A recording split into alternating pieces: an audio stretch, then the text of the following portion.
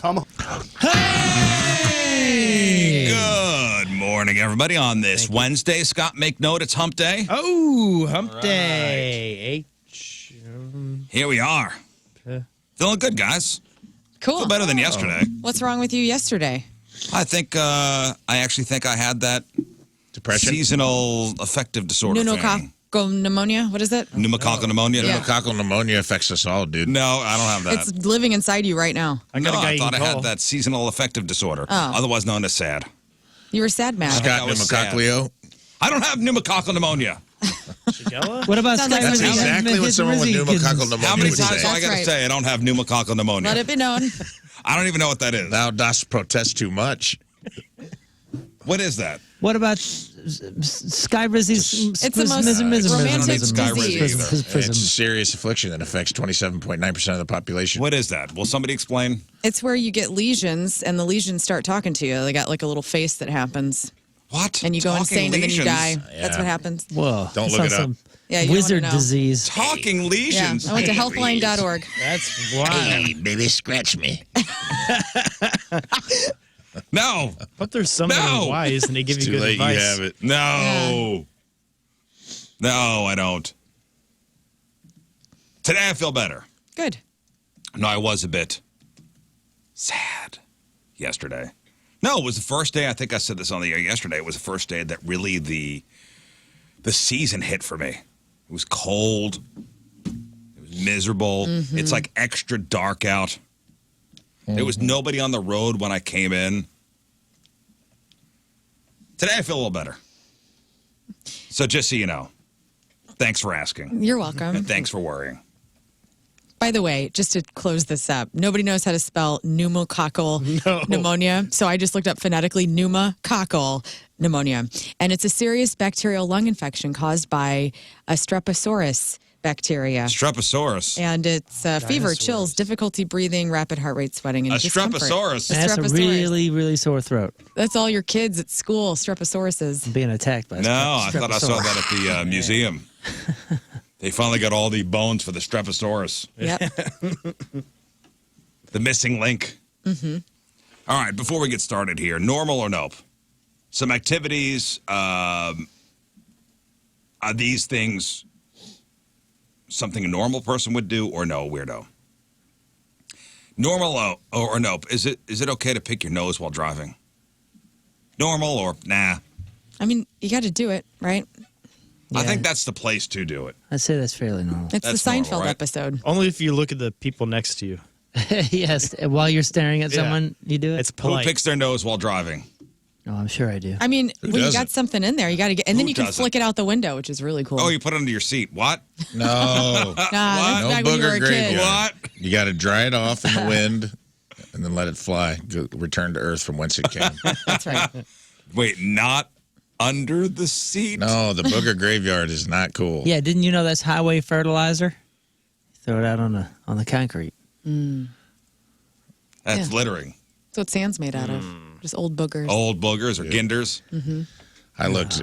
One of my ex-girlfriends. I detailed her car one time, and man, I got under the driver's seat, and I was like, "Dude, it looks like the Battle of Gettysburg down here. It's just a booger graveyard, like Confederate soldiers just dead." I go, Ew. man, what you been doing? How many years have you been wiping your bugs down there? And I was like, "That's All of them. Come on, Ugh. it's hard not You to." got cloth seats? She had cloth seats, lady. The resale value not just went mine. way down. What's wrong with you? All right, so picking your nose while driving is a normal activity. I think so. Yeah. When going on a walk or walking around your neighborhood, looking into people's windows to see their layout of their homes and look to see what kind of decorations they have up. Not limited to walking. If I'm walking or if I'm driving through or rollerblading through, you damn straight the lights are on. Yeah. Big bay window. Let me see that artwork Oh, you have you're in your up on dining that. room. Oh yeah. You're actually walking up to the window. Hello. Have you guys ever walked the Venice canals there at Venice Beach out in L.A.? No. It's awesome. It's beautiful. But all the homes have these giant glass windows, and You you can can see see people inside. that are eating, sitting on their Cool. couches watching TV, and no one closes any blinds. It's really weird. All those big multi-million-dollar houses in San Francisco, right on a park right there, but right before the Presidio, they're all built the same way. Huge, giant windows. You're just looking at families like a Barbie Yeah. box. We're rich, you're not. Haha. I recently took down my blinds in my dining room, and we have a big bay window in there, and I have one of my paintings hanging up, and like I'll turn the lights on, and because I want people to see it as they Show drive it off. by. Oh, and you'll turn the lights. Cool. I'm like, check this out. You'll turn the lights off in the room, but you have a spotlight on that. I do. On that picture. I'm like, we're cool. That who lives here? I mean, An artist lives here. An artist lives here. If you're walking by somebody's house and they got their windows open or their shades open and you can see inside, of course you're looking inside. I think you want me to look. That's what I think too. If you're leaving it open, you're saying have a peek.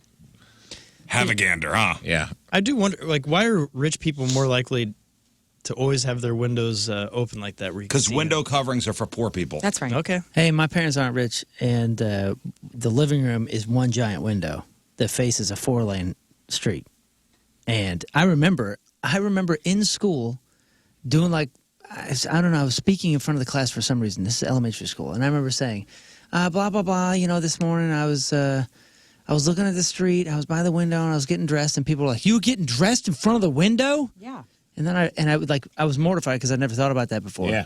But then realized, like, oh yeah, I do this all the time. Like, it's a huge window. It's the size of a wall. There is no wall there. It's only a window.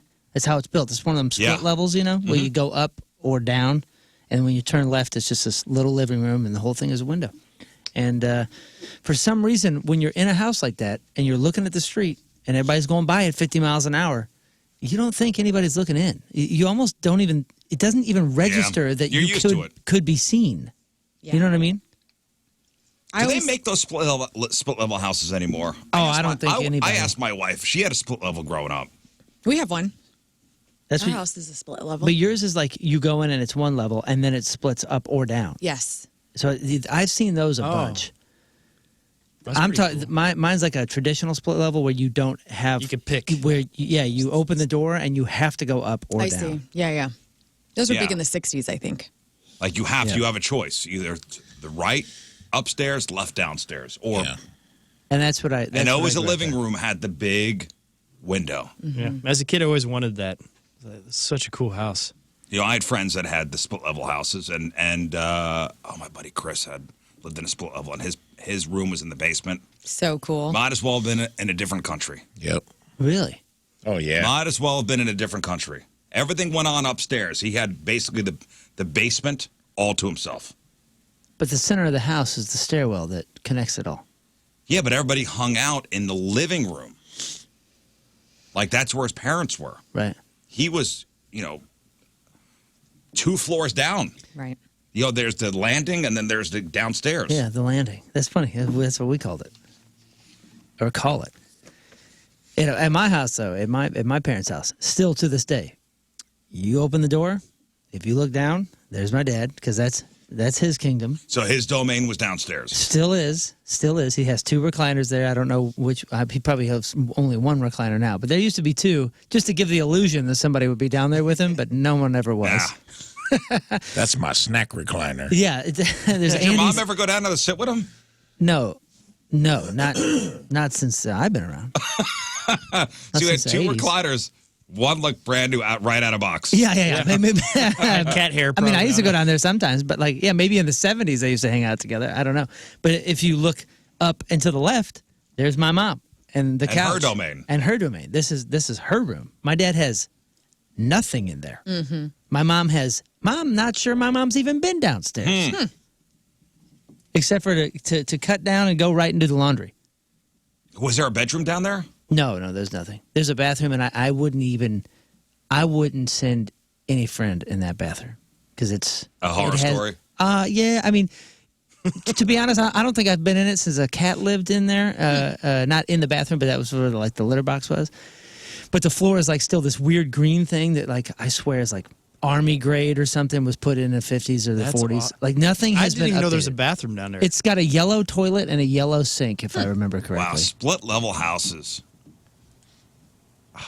Pretty cool. It was a thing. Nothing has It been was updated. a thing. We used to have that. It's not shag carpet, but it was basically shag carpet, like real long and brown, but like multicolored brown with like this. It was very 60s. Like a marble. Yeah, What it was, was like going on it was like back yellow then? and Looked like brown. Moose Tracks ice cream. And what they did is we just basically ran that into the ground for lack of a better term. And then they were just like, well, I guess we're done with this carpet. You know, it's just destroyed. So they just tore it up. And the linoleum green or whatever that crap is underneath, they just Probably left from that. the 70s. So that's what's going on down there. Why was everything drab back then? Yeah, Because life was so vibrant.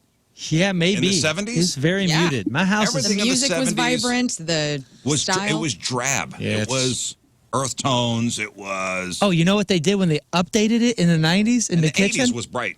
They went mauve. Is that the color? Like Oh. let's go pink, but let's go drab pink. Yeah, and then the hunter Like a green. muted It's the hunter green. it's the most muted. Like let's take red and pink and make it boring. Yeah, Now it's all about I like a olive good green. hunter green. I prefer olive. So when I see the colors of like Burger King, I think of the 70s and drab. Same. And that makes me think of, I don't know, not clean. Why? 'Cause I don't you're know. Associating brown with like dirt. I don't know. Like when I see the Burger King colors, Yeah. I like those. I like that Yeah. combination of 70s Yeah, me colors. too. I'm talking about like the brown and red, but there's still some pop. There's still some like yeah, life in it. I don't know. There's no life in any color that my parents have put in there. Your parents' house. And they'll admit that they're minimalist. All the walls are white. Nothing has ever been painted anything but white. The tile in my mother's bathroom is like that weird 40s 50s pink. Again, like it's like you took pink and then you mixed brown in it until it was just like dead leaf pink. And then, like I said, when they updated it in the 90s, they did that same crap. They like picked like bad colors from the 60s, and there it is, man. It's still there. Oh, come to think of it, my brother lives in a split level. Cool. Nice. Whoa. Landing and Shout out to everything. him. Yeah. Just like we said, does he have the giant window? Yeah, No way. yeah. My mom's downstairs, and my brother and his family are upstairs. That was the pattern. They must have been That was cranking the those pattern. out for 30 years. That was the thing. I thought it was That was huge. the- when that I was the style. When I was a kid, it was huge to me. Oh, dude, your house is definitely huge. Yeah, go there today. I know, it'll be so tiny. I was there yesterday. It's not huge. I thought you guys were so rich. I'm like, dude, this house is so big. Hey guys, end of an era, by the way. And I know we kind of you have something else, Rafe? Yeah, I looked it up, and it said that earth tones were contributed to the popularity of certain colors, which many today might consider awful. Social change, including civil rights movement, women's lib, anti-war protests, shifts in fashion and design, led for the preference for bold and unconventional colors in clothing and appliances.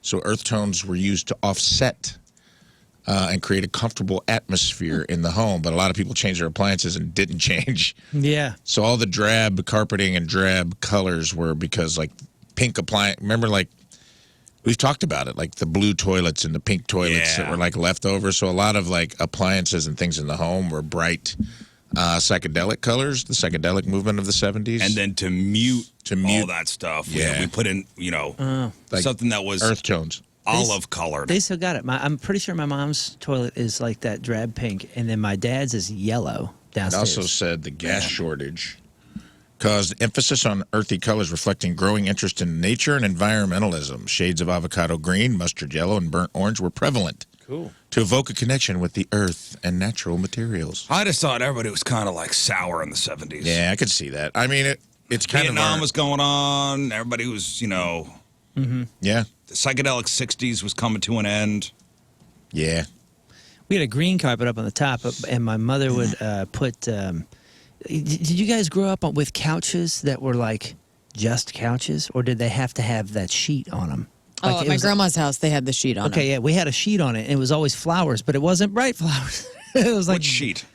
You never seen these things? Like I mean, I it's think I've been to protectant. somebody's house. Yeah, they're like fitted couch Yeah, sheets With like a covers. ruffle at the bottom. Yes, with the frill and they never, ruffle. We they never would had wash them, and they would have the little balls on them. You know what I'm saying? Because after they they're went through the balls. wash, lint ball things, Like lint balls. string balls. No, I did have an aunt that kept the cushions in plastic. yeah. Like the plastic, Yeah, this was one step better than that. Don't go in that room, kid. like the So couch cushions uncomfortable. were in plastic. Right. Like a plastic, like Right. zip bag. Yeah, Well, yeah. she enjoyed it. Yeah. We did It that. looked like garbage. Yeah. It looked like garbage. And you couldn't sit on it. Right. You'd fall off. And no, when you did, you're sitting on a plastic. Yeah.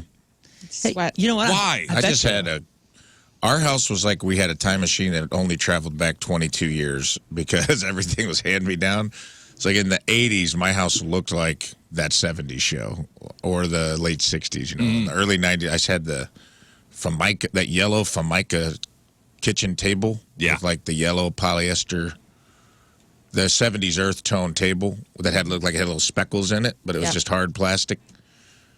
And the chairs were just like the skinny, they had like yellow vinyl chairs, and then the couch was a floral design that had been, I mean, someone's ass had just broken this thing in half.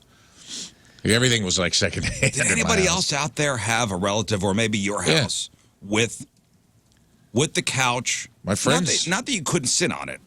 No, I had that. My friend's house, his mom would kick you out of the house. There was a sitting room, like their family room was like the parlor. And she would, pink carpeting that she would vacuum a certain way, and you could see, it was almost like when you mow the grass. Yeah. And if we even put a footprint on it, you're gone. You're bounced. Oh, we had a couch we were not able to sit on either. She had plastic. Straight What was up. the point? Straight up. It was the clear sitting room. Plastic. Well, you can't sit in the sitting room.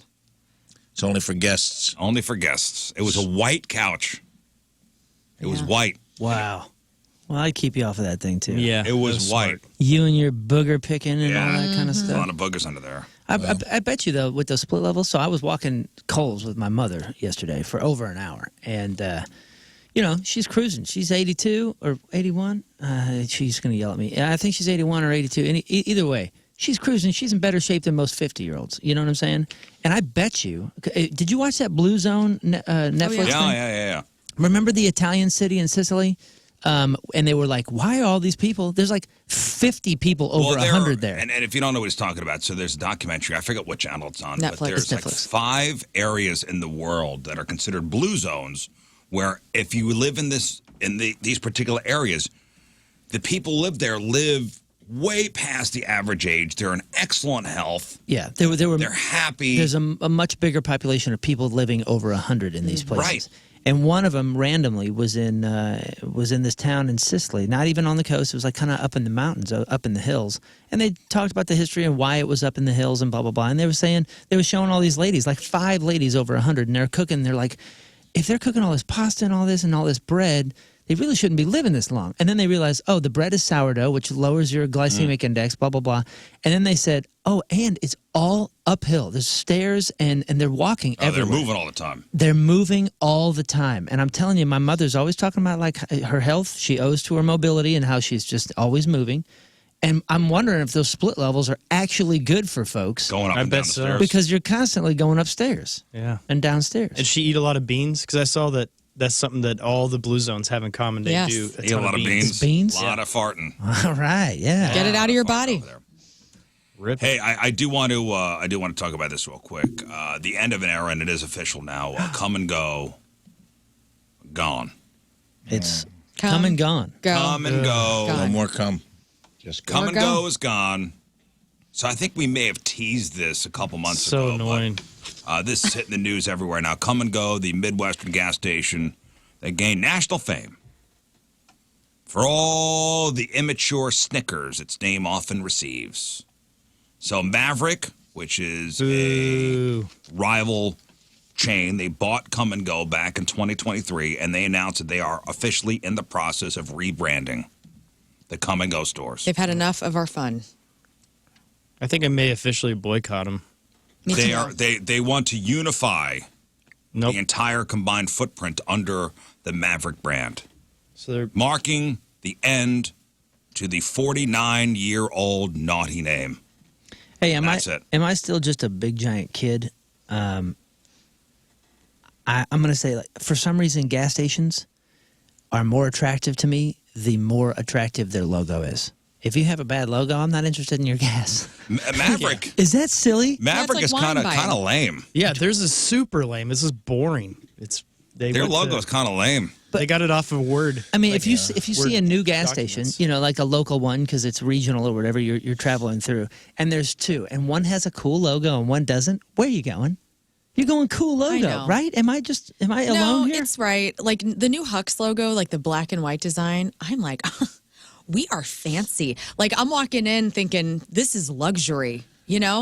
And it's just a Hux. It's the same damn thing it's been for freaking 40 years. They did upgrade it, though. But it is cool They looking. did. It looks beautiful. Do you know now. what I saw yesterday in South County that I hadn't seen in a Used to while? be like a bucktooth redheaded kid. Right, and that was offensive to the For what? redheaded people. I want to see more of my people on signs. Come on. You can't have Wendy's and Hux, okay? I was pissed when All right. Casey's I just love changed seeing their my people sign. everywhere. Your people. We need more. Yesterday, Casey's just, it's Come on, just red and Cleveland. white. Put us on your Casey's baseball used to hat. be Little like the barn. old They changed the font or West something. font, and it had a little rooster on top, like Casey's General Yes. Store. Yeah. And I liked that. And then when they're like, we're rebranding, I go, this looks like a Wendy's sign. You literally Oh, ripped yeah, Wendy's that's off. It pretty just says new. Casey's. They just did that. Haven't Like seen it. 2020. It looks like a Bob Evans thing or something. Yeah, Yeah, see, it Casey's used used look to- like a barn. I miss This is how it used to look. that Casey's. I This looks that like it was font. from North Dakota or something. Look at that. This is just Wendy's, dude. It looks like a Yeah, Wendy's that's sign. Wendy's, dude. Yeah, this looks dumb. They got rid of the roof. This looks like it doesn't belong to the same Yeah, Casey's. missed like I'm that's font. pretty somebody sure, else. though, if you want to see the old Casey's, you go to Shelvina, and that sign is exactly the same. Yeah, they haven't changed it. No. Well, Hey, but you know what I saw yesterday for the first time ever is an updated Amoco sign, and boy, did it look sharp. They better Ooh, not. This is exciting. telling They you- better not. No. I mean, I'm like, The I don't. big Amoco sign? No. Like I haven't seen an That's Amoco. a St. Louis landmark. I know. I was going to say, we will protest in the streets. No, down in South County, like they made like a new awning, and it was all fresh paint and sharp, and it was like I think it was a traditional Amoco sign, but it was just updated, not looking like it was from '84. And man, I was like, damn. Look And at you know what? Amoco Gas is bringing it. gas. That's and what they I'm have saying. inside, there's the same crap they have everywhere. I do go to a cleaner gas station. I will seek it out. Like if there's no litter, yeah. Well, good logo. Because If Hux I don't has like the actual- logo. Oh, brown. sorry. Go ahead. I was going to say Hux is different because they have the ground coffee. Like where it actually grinds right there in front They of you. do. Yeah. They all have that now. Luxury, man. Hey, this is a this. You know what? That fresh ground coffee, they're just probably playing a sound effect. It's the same crap they have everywhere else. I didn't even realize it, but you know who I'm talking to right now? I'm talking to you, QT. Like you got a cool logo and all, but I like, love how Cool about Trip. how about we just spend some money and get a sharp looking logo, man? Like update it a little bit. Yeah. They don't need to. No. They're No, doing they don't well. need to. They've destroyed their business model already. I are you don't know, talking man. QT? Yeah, man, QT can suck it, dude. Since they moved everything since they moved the cashiers to the middle, it's chaos in there. No, dude. it's It's not. been like that since the 90s. It's like octopus. No. Those workers have to be octopi, dude, because they're working two Yeah, registers at the they're same running time. around. Yeah, they're facing running every around the direction. There's circle. no one knows who's in line and who's next. It's basically just Also, There's what a war register am I about- going to? Yeah, Where it do I doesn't swap my matter. card? I love that you can have two options. Like, come on this side. But it Where never am I takes- swiping my card? It never takes more than 20 seconds to stand in there. Yeah. Yeah, they're so nonchalant about it too, which I They're appreciate. pros, man. Shout out to Do the I QT swipe my card workers. here or there? No. the whole setup on the inside now that they moved everything where they're facing the pumps is just it's pandemonium in there. What if they got a new logo? Would that satisfy you? No. They had to put a kitchen back New there. layout. The QT kitchen's in the back now. Well, it can't be in the back. Back to the come and go. So a Maverick spokesperson who took over the come and goes has said we are committed to this vision. We're taking a thoughtful market by market approach to ensure the best customer experience before confirming each state's rebrand. So a specific timeline for when the come and go name will when it will be fully retired. They didn't say yet, so they're going slowly. Come and Go was founded in Iowa in 1959 by Bill Krause and his father-in-law T.S. Gentle as the Hampton Oil Company, and eventually expanded across the Midwest, changing its name to Come and Go in 1975.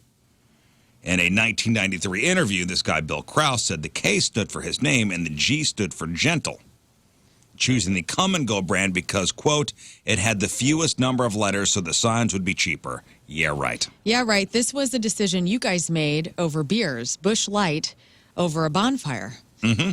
I know how we'll spell it with a K. U-M. Cool. It's like Quick Mart with a K. Kwik. Mm-hmm.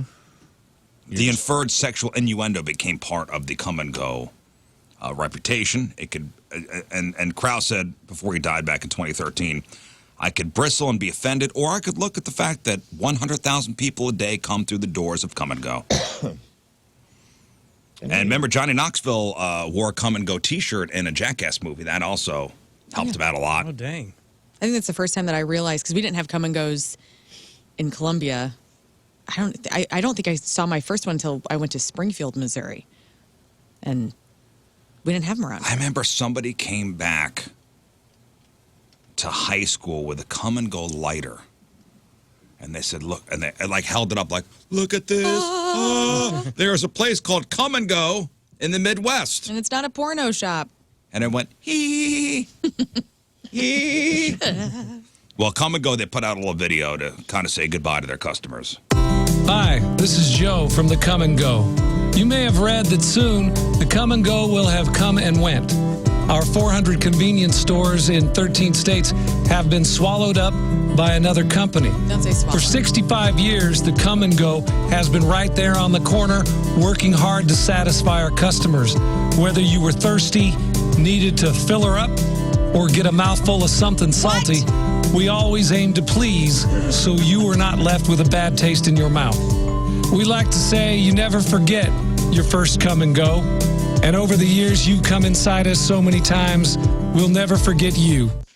Wow. That's very Thank sweet. you, Joe. I got to be honest, man. Thank you so much. I wasn't ready for that. It took me like 38 seconds to drop the question that I had of, you guys spent money making this? Awesome. Very, very sweet of them. That was awesome. So nice. We say goodbye to the Come and Go. Yeah, Bye, so, guys. so few a time we get a goodbye letter. If I do, I will say if I see a gas station sign that I don't like, I do think the gas is bad. There's like, I know that it's not, but in my head I'm like, nah. I'm not chancing it. I'm not putting that gas. They put water in the tanks there. Or maybe they mix something up underground. Yeah. Somebody's on meth here. I'm sure it's no different, but like if I see a marathon sign, I'm like, nice try. You mean based on the logo? Yeah. Yeah. Don't you think Sinclair has the best sign, but still this is a gas station you never go into? Yeah. Oh, the dinosaur? Yeah. Yeah, so cute. They win, but it's like, yeah. You guys ever mount one of those things? What? They have, sometimes the dinosaur will be out. Yeah. And I've taken a video or two of me straddling one of those guys. Oh, wow. You know, on a long road trip. No. Try it sometime. It's Okay. excellent. I will. Nope. Never done that. It's hard being a parent these days, guys. And not just because the kids, are difficult and they suck. Anybody see the story about this mom in rural Georgia? Georgia. Hey, Georgia. come on down. Mom in, for mom in Thanksgiving. rural Georgia. She got arrested for letting her 10-year-old son walk into town alone. Arrested. Wow. They live less than a mile away. So this woman's name is Brittany Patterson. Her son's name is Soren, S-O-R-E-N. Tabitha Awesome. Soren Kierkegaard. Right? Isn't that a Hobbit character? Sauron, yeah. No, Soren? no. No. It's not a hobbit. That's Sauron. That's What Sauron. birds do. Sauron. Sauron. I don't know these things. Soren is Kierkegaard. Oh, okay, well. Soren, little Soren, 10 years old. He actually just turned 11 the other day. So they have a farm outside the small town of Mineral Bluff near the Tennessee border. Now, only a couple hundred people live in this particular town. So back on October 30th, Brittany took her other kid to a doctor's appointment and thought Soren was playing in the woods on their farm. But he'd actually decided to walk into town without telling anybody. Now, a random woman saw him on the side of the road where the speed limit is only 35. She asked if he was okay. He's like, yeah, I'm fine. She called the cops anyway. Brittany got a call from the police letting her know, hey, we got your son. Picked him up. Little Soren is with us. They said he could have been hit by a car, kidnapped. But she's like, it's not, we live in a town of nobody. Not that he's a free-range kid, but it's not that big of a deal. Dude, my parents would be serving life sentences. That's what I was thinking, too. Like, are you out of your mind? I mean, it was like I was riding my bike to school Right? before 10. Well, and she's like, listen, he's a farm kid. He's mature enough. Yeah. She gave him a talking to, at home and thought that was it. But later that night, cops came back to the house and arrested the mom. In fact, they cuffed her in front of the kids. Wow. What? Wow, dude, that's wild. They charged her with reckless conduct, released her on $500 bail. Then Child Services came out the next day for a welfare check. The 10-year-old had to walk all the way to the jail to bail the mom out. Bail mom out. That's terrible. Hey, at least they're going to own the county soon. I mean, come on, that's ridiculous. Ridiculous, right? I was adventuring they will. everywhere. Yeah, that would have been on my way to get my mom's cigarettes. And that was a point where our parents could not even find us. Yeah, that's the best. They had no idea where we were. There's kids walking down the side of the highway. They're like, oh, they're probably going fishing. No one would have even stopped. Right. No. Nobody They would did give you stop. a ride. You want to hop in the back of the truck? We'll take you in. I mean, it sounds like a rural road 35 miles an hour. The kid's walking on the side of the road into town, Right. which again was less than a mile away from the house. Right. Mom's arrested. So they ended up suggesting the charges might be dropped if she agreed to sign something that said another adult would be a, quote, safety person and keep an eye on Soren when she's not home. She'd also have to put an app on his phone to track his location. Well, it's surprising she doesn't have that already. I feel like that's just the norm now, and rightfully so. If you're going to let your kids have independence, why not have their trackers on? And she's like, nope. And she lawyered up. A group called the National Association of Parents launched a GoFundMe to help with legal bills. So if the state of Georgia decides to pursue the charges, which they probably won't, there's so much uproar about this, she could be fined $1,000 and she could do a year in jail. Jeez. That is silly. A little bit overreach there. So 10-year-old little Soren walking into town. Man. And mom arrested and cuffed in front of the kids, which is, come on, guys. That's traumatizing. Come on, guys. I remember when I saw my mom cuffed in front of me. I stuck, what? Shoplifting at the Macy's. All those Roseanne. It stuck with me for a long time. No, listen, we all do questionable things as parents, right? I was trying to think of some questionable things that I've done as a parent. Okay. Can't wait for this. Or just not just, listen, not just me. Parents do this stuff. So these are the top questionable things that, all right, not just me, all parents do, okay? Let's hear it. Parent-teacher conferences, have we all not zoned out? Oh, yeah. Have we Yeah. all not zoned out? More so in the group ones. You've been in like the group ones? Yeah. Those aren't conferences. I guess there's something. That's It's like a meet the teacher night. Those. Yeah, whatever I'll be out. I'll be glossy eyed. I'll zone on those. I'll even zone out during some of the one-on-ones. Oh, the one-on-ones are so easy and quick. You're watching the game right in front of them. Mr. Rizzuto, are you paying attention? What did I just Respect say? the Yeah. teacher's time. They've been there all day. You got to just say, yeah, Is there anything I can do? Yeah. Oh, awesome. See ya. Has anybody replaced a dead goldfish while the kids were at school? No. That's a questionable thing to do. Has anybody changed diapers on a kitchen table? Yes. I did. Has anybody drugged a baby before flying? Yes. Yes. Parents do that. Oh, give your kid a little, what, like Benadryl or whatever? What's the drug that's supposed to make the kid... Melatonin. No. I think you're right. Ambien. No. Whiskey. I Is think it, it is. Yeah, like a little booze will go a long way. is it Benadryl? think We, so. we tried that on the UV. boy, and it had the opposite effect. Oh, he was wired? He was wired. That's what you get. He was wired. Give him some tussin. Anybody, as a parent, point at a picture of Jesus and say, he's watching? That's kind of questionable. Any parent here use the same pot they cook with as a puke bucket? Bro. Gross. When my wife found out that that's how I was raised, she was like, dude, it's maybe the grossest thing I've ever heard of a human being doing. She had never heard of it before. I was like, what do you mean? I think I was sick or something. I said, just go get me the pot. And she's like, what do you mean the pot? And I was like, go get me the pot. I'll just keep it by the bed. And she's like, for what? To smoke? Yeah, and I was like, in case I got to throw up and I can't make it to the toilet. And she's like, you're not going to throw up in my cookingware. Right. Thank you, Mal. And I was like, what? Wait, Use ask the her. same pot Sure. they cook with as a puke bucket. You guys didn't have That's the trash thing. cans? I'm not gonna yeah. lie, I puked in a mixing bowl before. Okay. dude. Well, Yeah, I'm glad my parents I have gave us two. trash cans. I go, what am I supposed to throw up? And she goes, anything else. yeah. Little trash cans for I think us. I've thrown up in a mixing bowl. She was upset with me. Oh, God. And I had never questioned it. I never thought about it. That's just, I think that's what we did when we were kids. I will put this mixing bowl next to the bed. Like a KitchenAid mixer Just in mixing case. bowl? No Yeah, thanks. Just in case.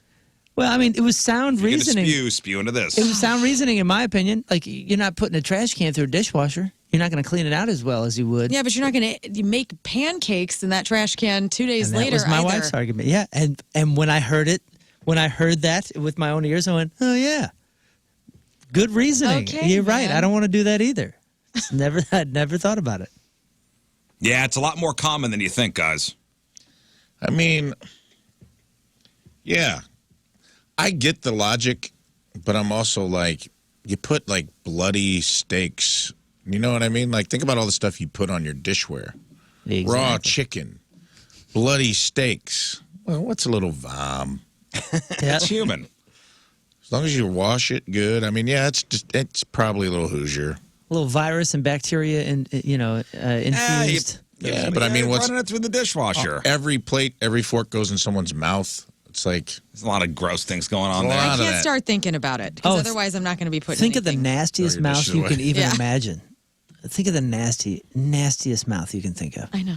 That guy used your fork at the restaurant you were just at. Yeah, you trust that. Yeah. you trust somebody making minimum wage running it through a bulk dishwasher. Who hates their job? Yeah, you trust that. Dropped on the Blindly. floor of the kitchen. Pick it up. No one saw. But I have a sanitizing setting on my dishwasher. Oh. Oh, well, you Big money. have proof that it works. No, I trust it. Yeah, It's- you don't I know. close the door and I trust the Bosch company. The Bosch company says it's washing my dishes at a higher temperature. Oh. Sanitizing. Yeah, right. All right, all things parents do mess with the kids by randomly saying, "That's it, I'm telling Santa." I've done that. I've actually taken a call. Have you done that before? Oh, like I've actually like got on my call phone a and friend. All right, listen. I didn't want to do this, but I got to. I'm scheduled for a call. You know, get on the phone and be like, "Yeah, no." I asked him to clean his room, but Yes, I've done this. he said he wanted to watch Blue's Clues. So I guess that's. It hurts me as much as it does you, Santa, to hear. You know, I've pulled that move. And Oh, you're one step away from being on the naughty list. All right, Santa, he's apologizing. you're willing to put him on probation if he does what? Yeah, I've done that move. I've done that like midsummer, even close to Christmas time. Yeah, it works any time of It year. does. It really does work. It is. Oh, the now it's ultimate- really now the weather's getting cold. That's really ramping up. I'm telling Santa. closer to Christmas, the more panic Oh yeah. in their face.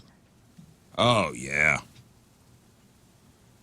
Oh yeah. Hey, speaking of Christmas, speaking of toys, my favorite time of year, ladies and gentlemen, the Toy Hall of Fame announced who's getting in. I can't believe we're here already. You know, man. Already. Been waiting This is all the year. Toy Hall of Fame announced who they are adding into those hallowed halls. This is exciting. Did we make picks this Oh time? yeah, did. we did. Yeah. Okay. We did. And here are your nominees. The board game Apples to Apples, the board game Sequence, Transformers, Pokemon Trading Cards, the Choose Your Own Adventure game books, My Little Pony, the Hess Toy Trucks, Remote Control Vehicles, the card game Phase 10, the Stick Horse, a.k.a. the Hobby Horse, trampolines, and plain old balloons. Now, Moon, if you would, I know you wrote down our picks for this year. Yes. So there's been So who did we pick to get in? for 2024, Riz picks, Stick Horse, Yeah. My Little Pony. Uh-huh. I'm seeing a theme. And balloons. Okay. So I picked the Stick Horse, My Little Pony, and balloons. Mm-hmm. Okay. Moon picks, Trampoline, Pokemon, and My Little Pony. Okay. King Scott picks Trampoline, of course, Yeah. Stick Horse, Yep. Of course. and Pokemon trading cards. Okay. Of course. Learn chooses Phase 10, Okay. My Little Pony, Trampoline. Right on. Rafe chooses Balloons, Yeah. Choose Your Own Adventure, Yeah. and Stick Horse. Okay. Wow. Well, they only put 3 in this year. Really? You want to know who won last year? Class? I know who won last year. Yeah, I Baseball got- cards won last year. Cabbage Patch Kids, the Fisher Price Corn Popper, and Nerf. Right. That's who got in last year. I will tell you that 2 of us got none correct. Oh no. 2 got none. 2 got none correct. Ooh. So Sorry, two Moon. you guys picked 3, and none of them made it. None of your picks made it. Oh, it's got to be. That doesn't make us bad people. I see who it is. We're just not toy experts. It's got to be. The phase. It's got to be Rafe and King Scott got nothing right as far as commonality goes. So Rafe picked who? Rafe was Balloons, Choose Your Own Adventure, and Stick Horse. Okay, none of those got in, Rafe. Sorry, buddy. Yeah, I knew that. oh, There we go. Ding, ding, ding. As soon as I heard him out loud, I was Ding, like, ding, ding, loser. what was Okay. I doing that day? King Scott also had stick horse, Pokemon, and trampoline. Oh, Can great. I- wait, None got in. I switched just a second ago before you guys announced this. So Ladies that and So gentlemen. excited. that has to mean the commonality My Little between Pony. Riz, Moon, and Learn was My Little Pony. So that has to be the first I think one, it's right? It's like a rigged. game this of sounds Clue. rigged. Congratulations to My Little Pony. They got in. All right. Well deserved. My Love Little them. Pony. Some type of Introduced. Great some- tail. Can you imagine being the stick horse, watching know. being the predecessor of Joy to little cowboys and cowgirls everywhere Nah. for 100 years, watching My Little Pony get the nod when Walk you, on when in. Watch- you You know laid what? Crazy. the asphalt of the road they cruised watching right the down. pony prance on in. You know what? Wow, if they wanted to be in wow. so bad, they would have Prance had right on cute in. little hooves, okay? Yeah. What am I going to do with the stick horse? Am You I ride it. I'm going to use my own legs to get You use around? your imagination. No, You thank You you. can't even ride a My Little Pony. It's not even rainbow colored. I don't see you singing the stick horse song in your head. It's My little stick. pony. Yeah, there isn't even a theme song for stick horse. Yeah, there is. What is it? She's a stick horse. Mighty, mighty. All right. You want the, here we go. Okay. I'm not sure that's a compliment.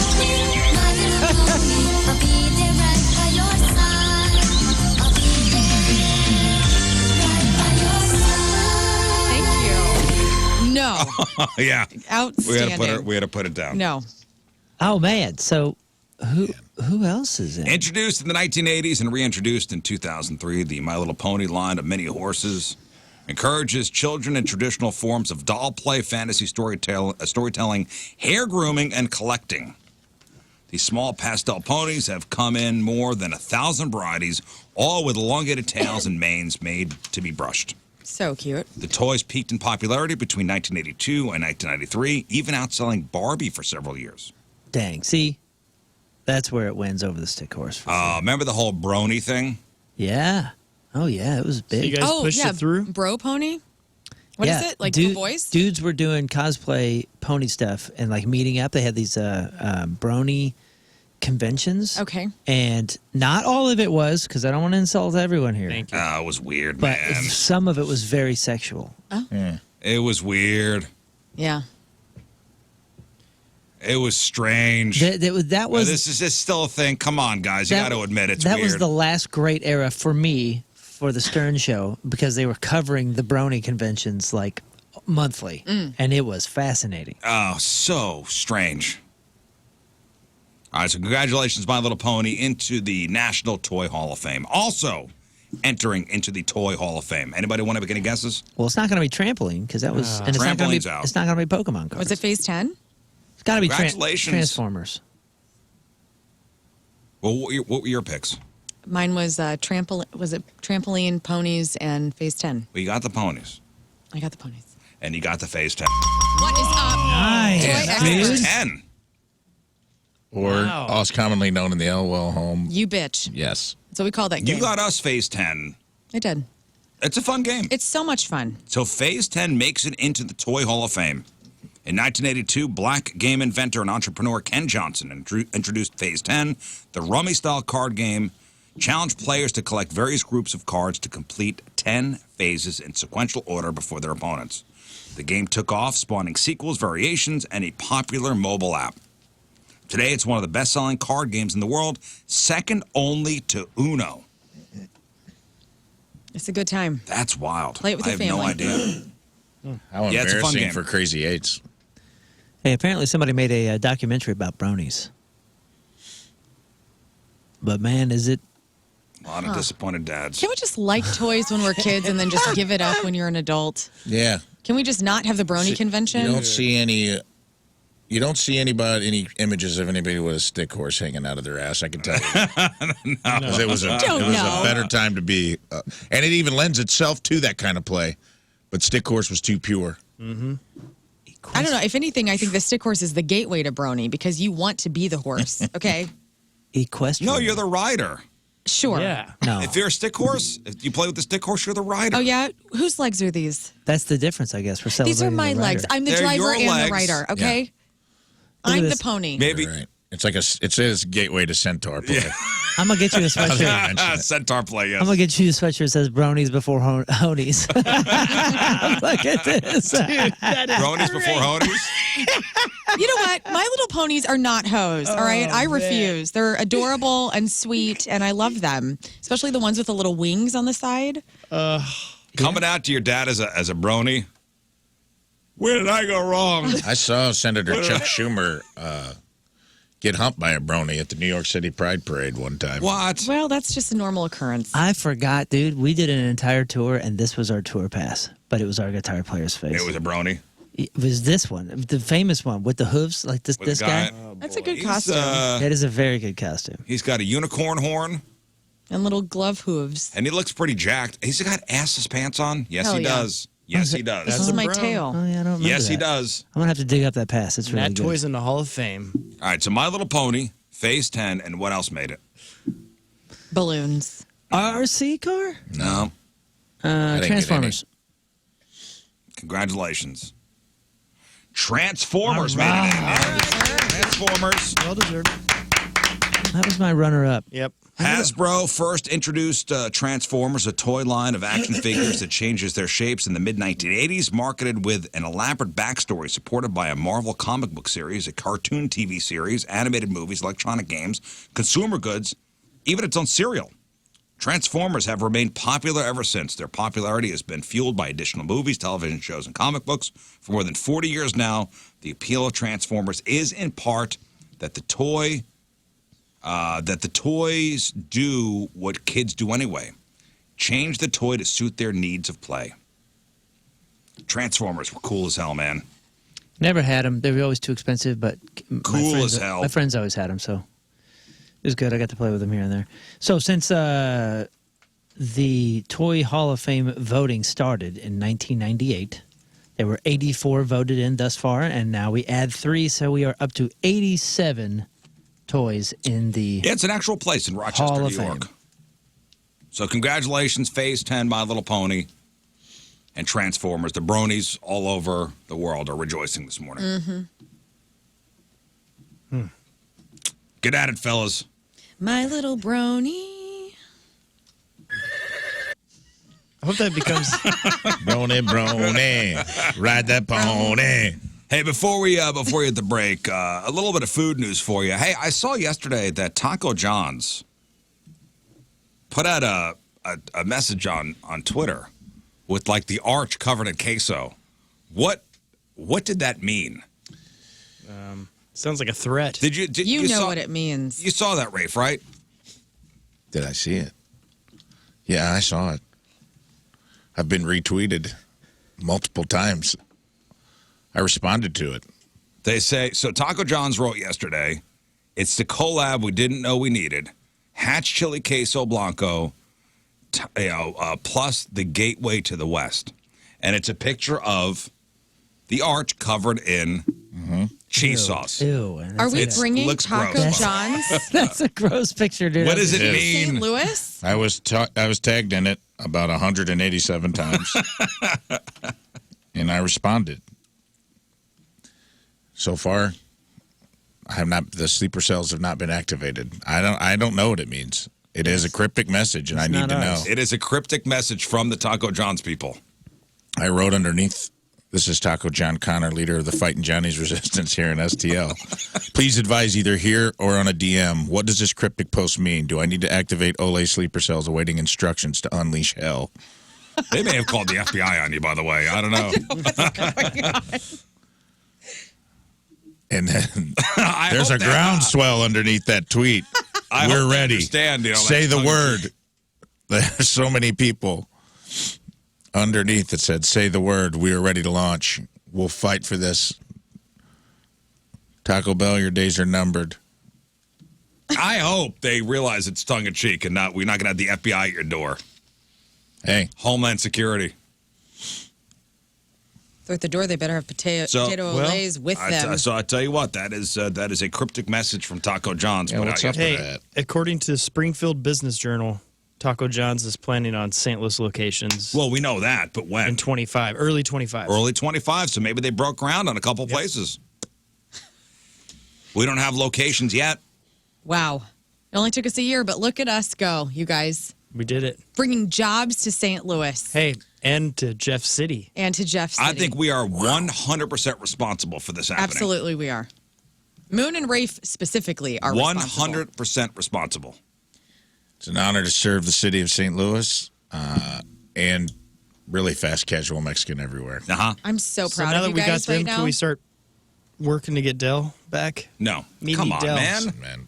Let Taco John's have the spotlight for a little while there, Dell guy. Yeah, stop trying Cheese to. burrito green sauce. We need to be there for the ribbon cutting, so Well, we need don't to even stay know on where top it of is this. yet. We don't know where they're building one, or two, or five. You think Don't they know. would ever get like a big taco truck where it's just like a taco, like the Wiener Mobile? Wish. Only it's big taco. That'd be Like neat. just a big taco going down the road? Yeah. I don't know. Like the windshield wipers look like lettuce. Well, with all that being said, again, if you know where these Taco Johns are being put up, let us know.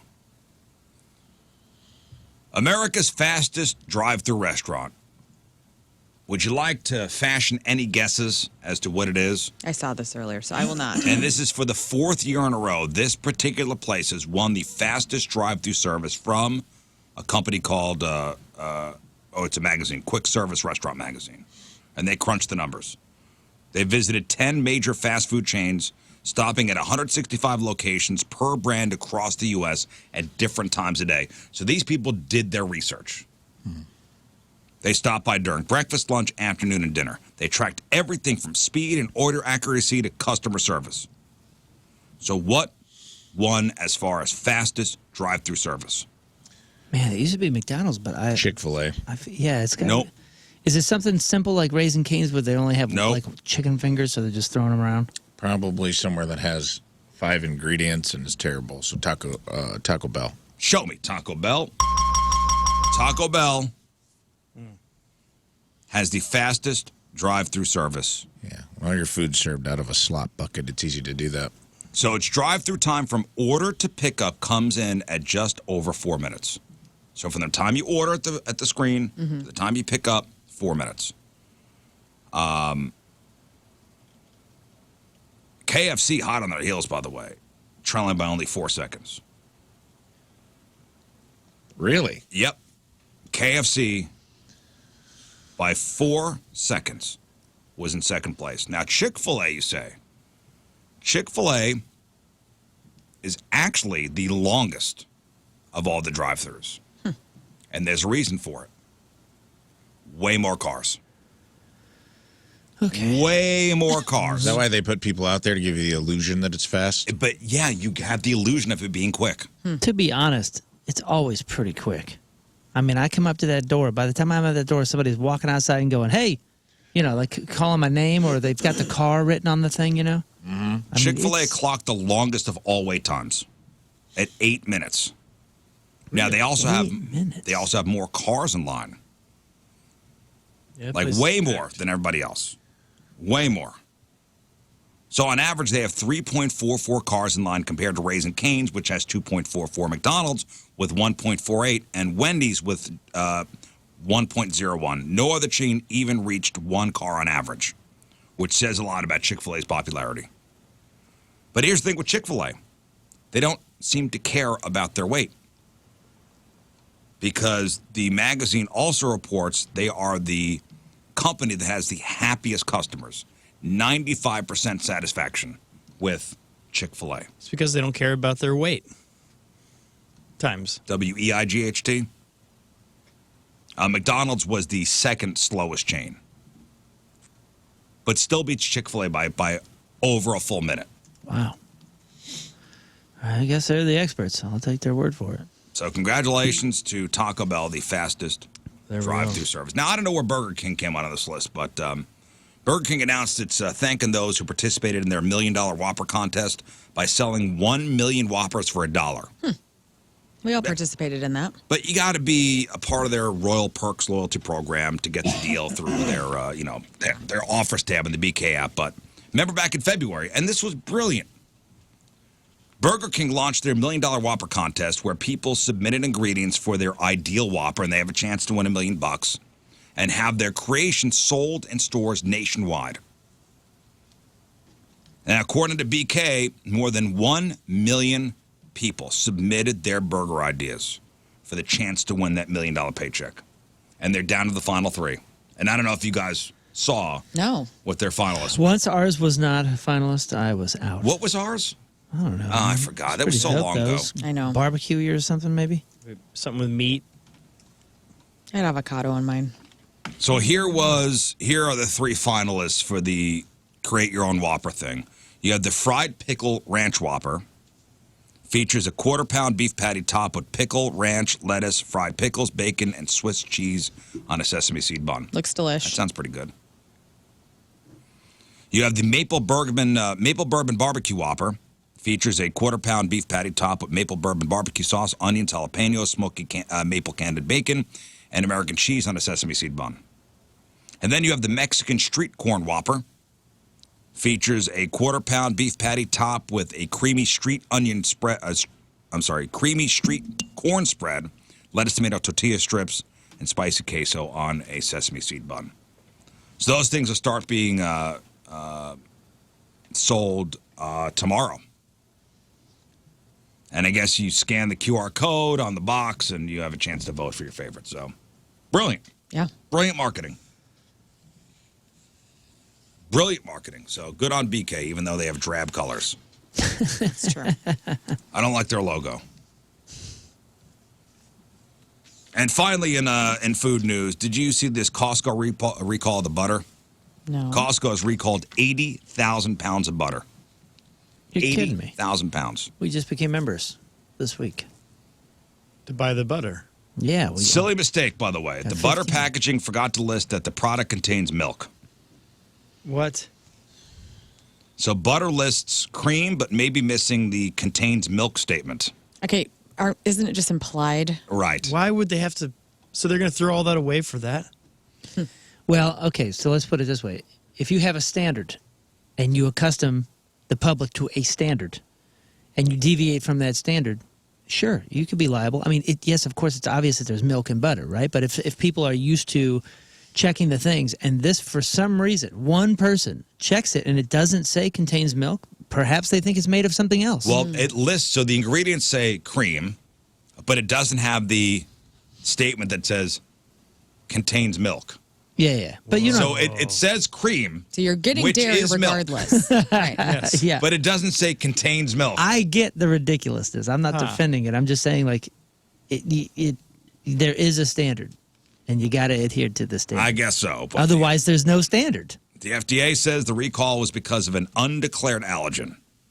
So 80,000 pounds of butter has been recalled from Costco. Listen, the last thing we want is for anything to slip in the wrong direction as far as that goes. They already don't protect us against all the crap that's already in our food that's totally acceptable in this country and not like 111 other countries. So we don't want anything slipping in the wrong direction as far as... Well, I wonder if this is going to make the ingredients list, they're actually going to have to tell you what those words mean and some of that. What do you mean? Contains cream. Yeah. But, like now they want it to cream, which they have to now put, hyphen, it's milk made from cattle. They're going to have to like go into so much detail. So all those weird chemicals that It's just Bayer missing the makes or contains whatever. milk thing. That's the only reason. Yeah, because it's lawfully they have to I guess lawfully identify they have to do it, allergens. All right, that is that's your food news. All right, but before we take our first break of the morning, we got to do this. And that's brought to us by Hot Shot Sports Bar and Grill. Catch Mike Tyson and Jake Paul this Friday at all Hot Shots locations. Get ready for Fight Night and find a location near you at hotshotsnet.com. From Alton, Illinois, Nicholas Howell is our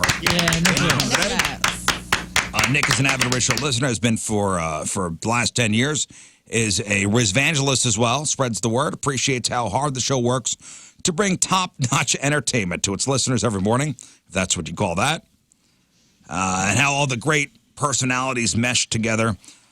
Nicholas's mom is a Team Riz member as well, and he's so stoked to now be a part of Team Riz so they could both sport their Team Riz jerseys at future show events. How nice.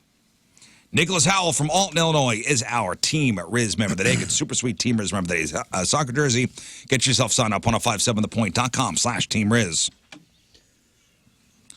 All right, we'll take our first break in the morning. We'll come back with Crap on Celebrities. It is 7:09. Welcome back to the program. Phone number 314-624-3833 or 618-398-3833. The Mick Ultra Studio Cams, 1057thepoint.com/Riz. The socials at RIZZ. Show your emails, rizshow@1057thepoint.com. I will talk to Chris Kerber in a little bit, talk some Blues hockey. Things are not going well for the team, just so you guys know. We have passes to give away for the Flyover Comedy Festival this weekend. Yeah. That actually starts Thursday, doesn't it? Thursday, yeah. Tomorrow. So these are wristbands that get you into every show, including Patton Oswalt and Tig Notaro over at Stiefel. Yep. And we're going to play a game we haven't played in a while. Oh, that's sold out. Way sold out. Mm-hmm. Moon, are you ready for it? Born ready, sir. Oh, we're going to play Pressure Luck. So this is the game where, if you're a big comedy fan, you're going to love this. Moon's going to ask you a question. And if you get the question right, it's one question. A simple common knowledge question. Yeah, these come from elementary school tests, really. Yeah, if you get the question right, boom. I mean, you get 2 all-inclusive passes for the Flyover Comedy Festival. Yeah. Bang.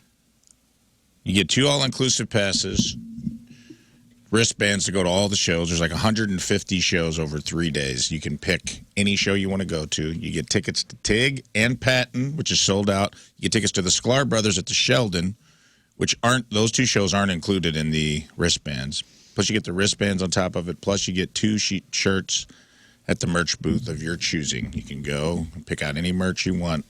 That's amazing. It's a great prize. Now, if you get the question right, boom, you get the passes. Get all those tickets. If you get the question wrong, you have to give your phone number out on the air. Yes. Which is funny, too. Which is, yes. Yeah, ha-ha. Either way, people are going to laugh. But, yeah, then people are encouraged to send you all nasty messages and duty and dong pictures. I don't know. I don't know what happens, but your phone number's out there. Mm-hmm. So that's going to happen today. Also, it is Moon's week to pick the bands for the Face the Music competition. And today's band is... Listen, man, I don't fool around with my picks. Today's band is Limp Bizkit. Limp Bizkit today. So if you hear a Limp Bizkit song... Yeah. Open up your Point mobile app, tap Moon's face, your chance to win $1,000, and you have a chance to co-host the morning show with us. So Limp Bizkit from now until midnight. That's what you're listening for. So remember Mattel? I remember Mattel. Accidentally printed the porn website on the Wicked, on the packaging Wicked.com for dolls based on the Wicked movie. Oh no. Well, you know who's pretty psyched about that? The people over at Wicked Pictures. Well, yeah. The porn company who owns Wicked.com. This was an info campaign for them. Dude. I had no idea it existed. Now I do. Over the last couple days, searches for Wicked.com have surged to their highest levels in over 10 years. Well, congratulations to them. Yeah, they were pretty stoked about this. Mm-hmm. They were pretty stoked about this. Free promotion. And it has been driven by the media coverage of Mattel's mistake. And I on Channel 2. On Channel 2 last night, I was watching the local news, and they talked about the story. Right. And they had Wicked.com right there on the... Dads right everywhere there, smoking their Marlboro with their pad of paper, writing that down. Right there on the screen. I'm going to have to look into this later. And, yeah, the official website for the movie is wickedmovie.com. Also seen a similar spike in search activity over the past couple of days. So it's worked out well for both the movie and the porn company. Congratulations. I'm glad Linda. we could all live in harmony. Maybe they did it on purpose. Now that had me thinking about that too. No. I don't know. No, but anything's possible. They wouldn't do that for press. Anything's possible. And a statement, Wicked Pictures, the porn company, said, we are aware of the situation involving Mattel and the use of Wicked.com on certain consumer goods packaging. We have no involvement in this matter and encourage you to contact Mattel directly for any further information.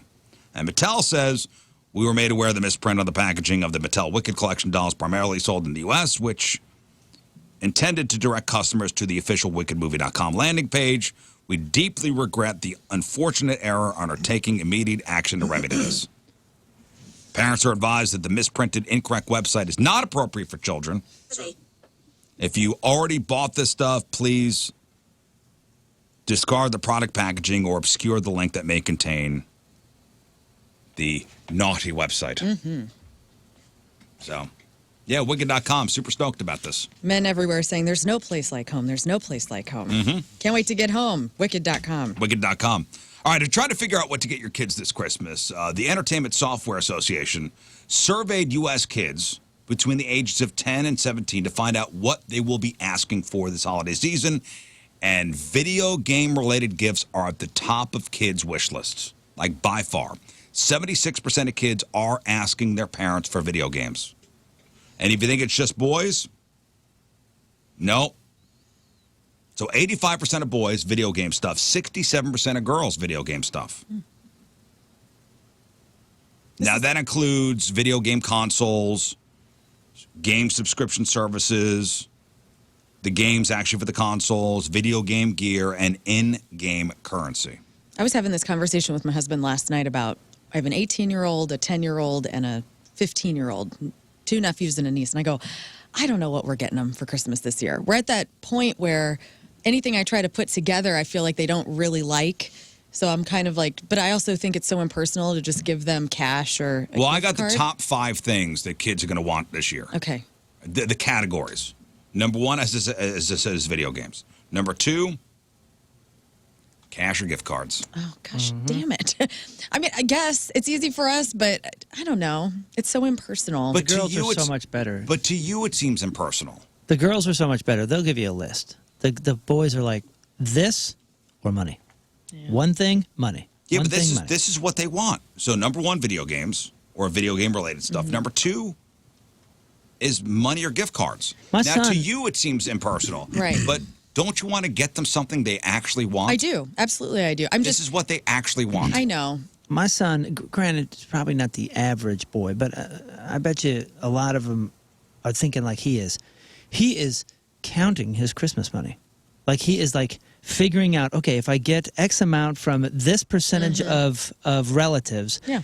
I can add that to my bank, because all he's doing right now is trying to stash cash away so he can put a down payment on a car. He wants I a very love it. particular car. He's only 14, but like he wants a very particular car, and he's like, it's going to cost me this. He's I like need Clark to save Griswold, depending on his Christmas bonus. yeah, sweet. that's what I'm saying. He's Jelly already of the Month Club. He's already anticipating Christmas cash, and he's like using it to budget certain things. That's smart.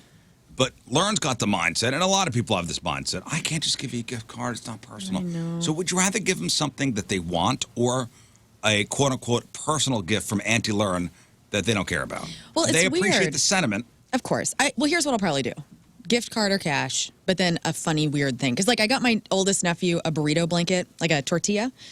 He uses that damn thing all the time. That was like a gag gift. I'm like, all right, well, if I get him something weird and nutty like that, maybe he'll love It's a it. good plan.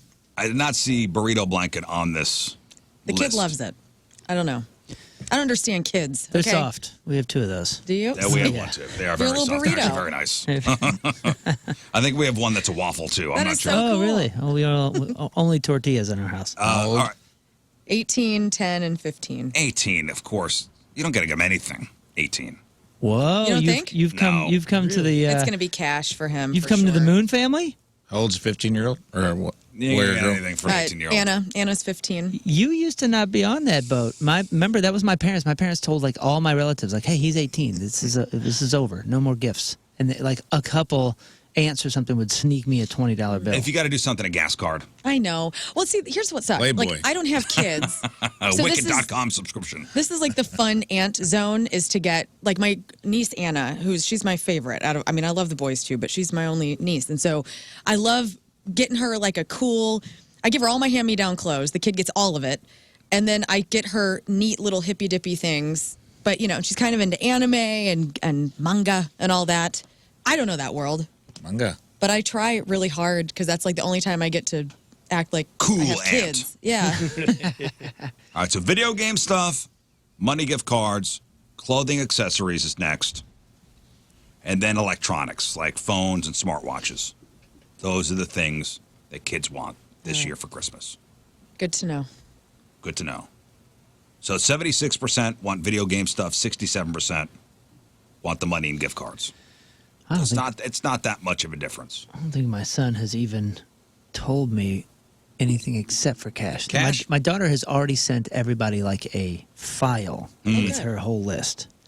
That's the difference between the girls and the boys, man. The girls know exactly what they want, and the boys are like, just give me cash, man. I have no idea what they want. Probably cash. All right, today is November the 13th. Back in the day, 235 years ago, 1789, Ben Franklin. He wrote a letter to a friend in which he said, in this world, nothing can be said to be certain except death and taxes. 78 years ago, 1946, skiers at Mount Greylock, Massachusetts were amazed by inventor Vincent Schaefer's new creation, artificial snow. 42 years ago, 1982, the Vietnam Veterans Memorial was dedicated to Washington, D.C. Wall includes the names of over 58,000 servicemen and women who gave their lives during the Vietnam conflict. 33 years ago, 1991, Beauty and the Beast hit theaters. Beauty and the Beast was the first animated film to get an Oscar nomination for Best Picture. The movie did not win. Anybody fashion a guess as to what won that year? 1991. 1991, Beauty and the Beast hits theaters. First animated film to get an Oscar nomination for Best Picture. Did not win. It lost to... What's the genre of movie? Some consider it a horror. But I think it's a psychological horror.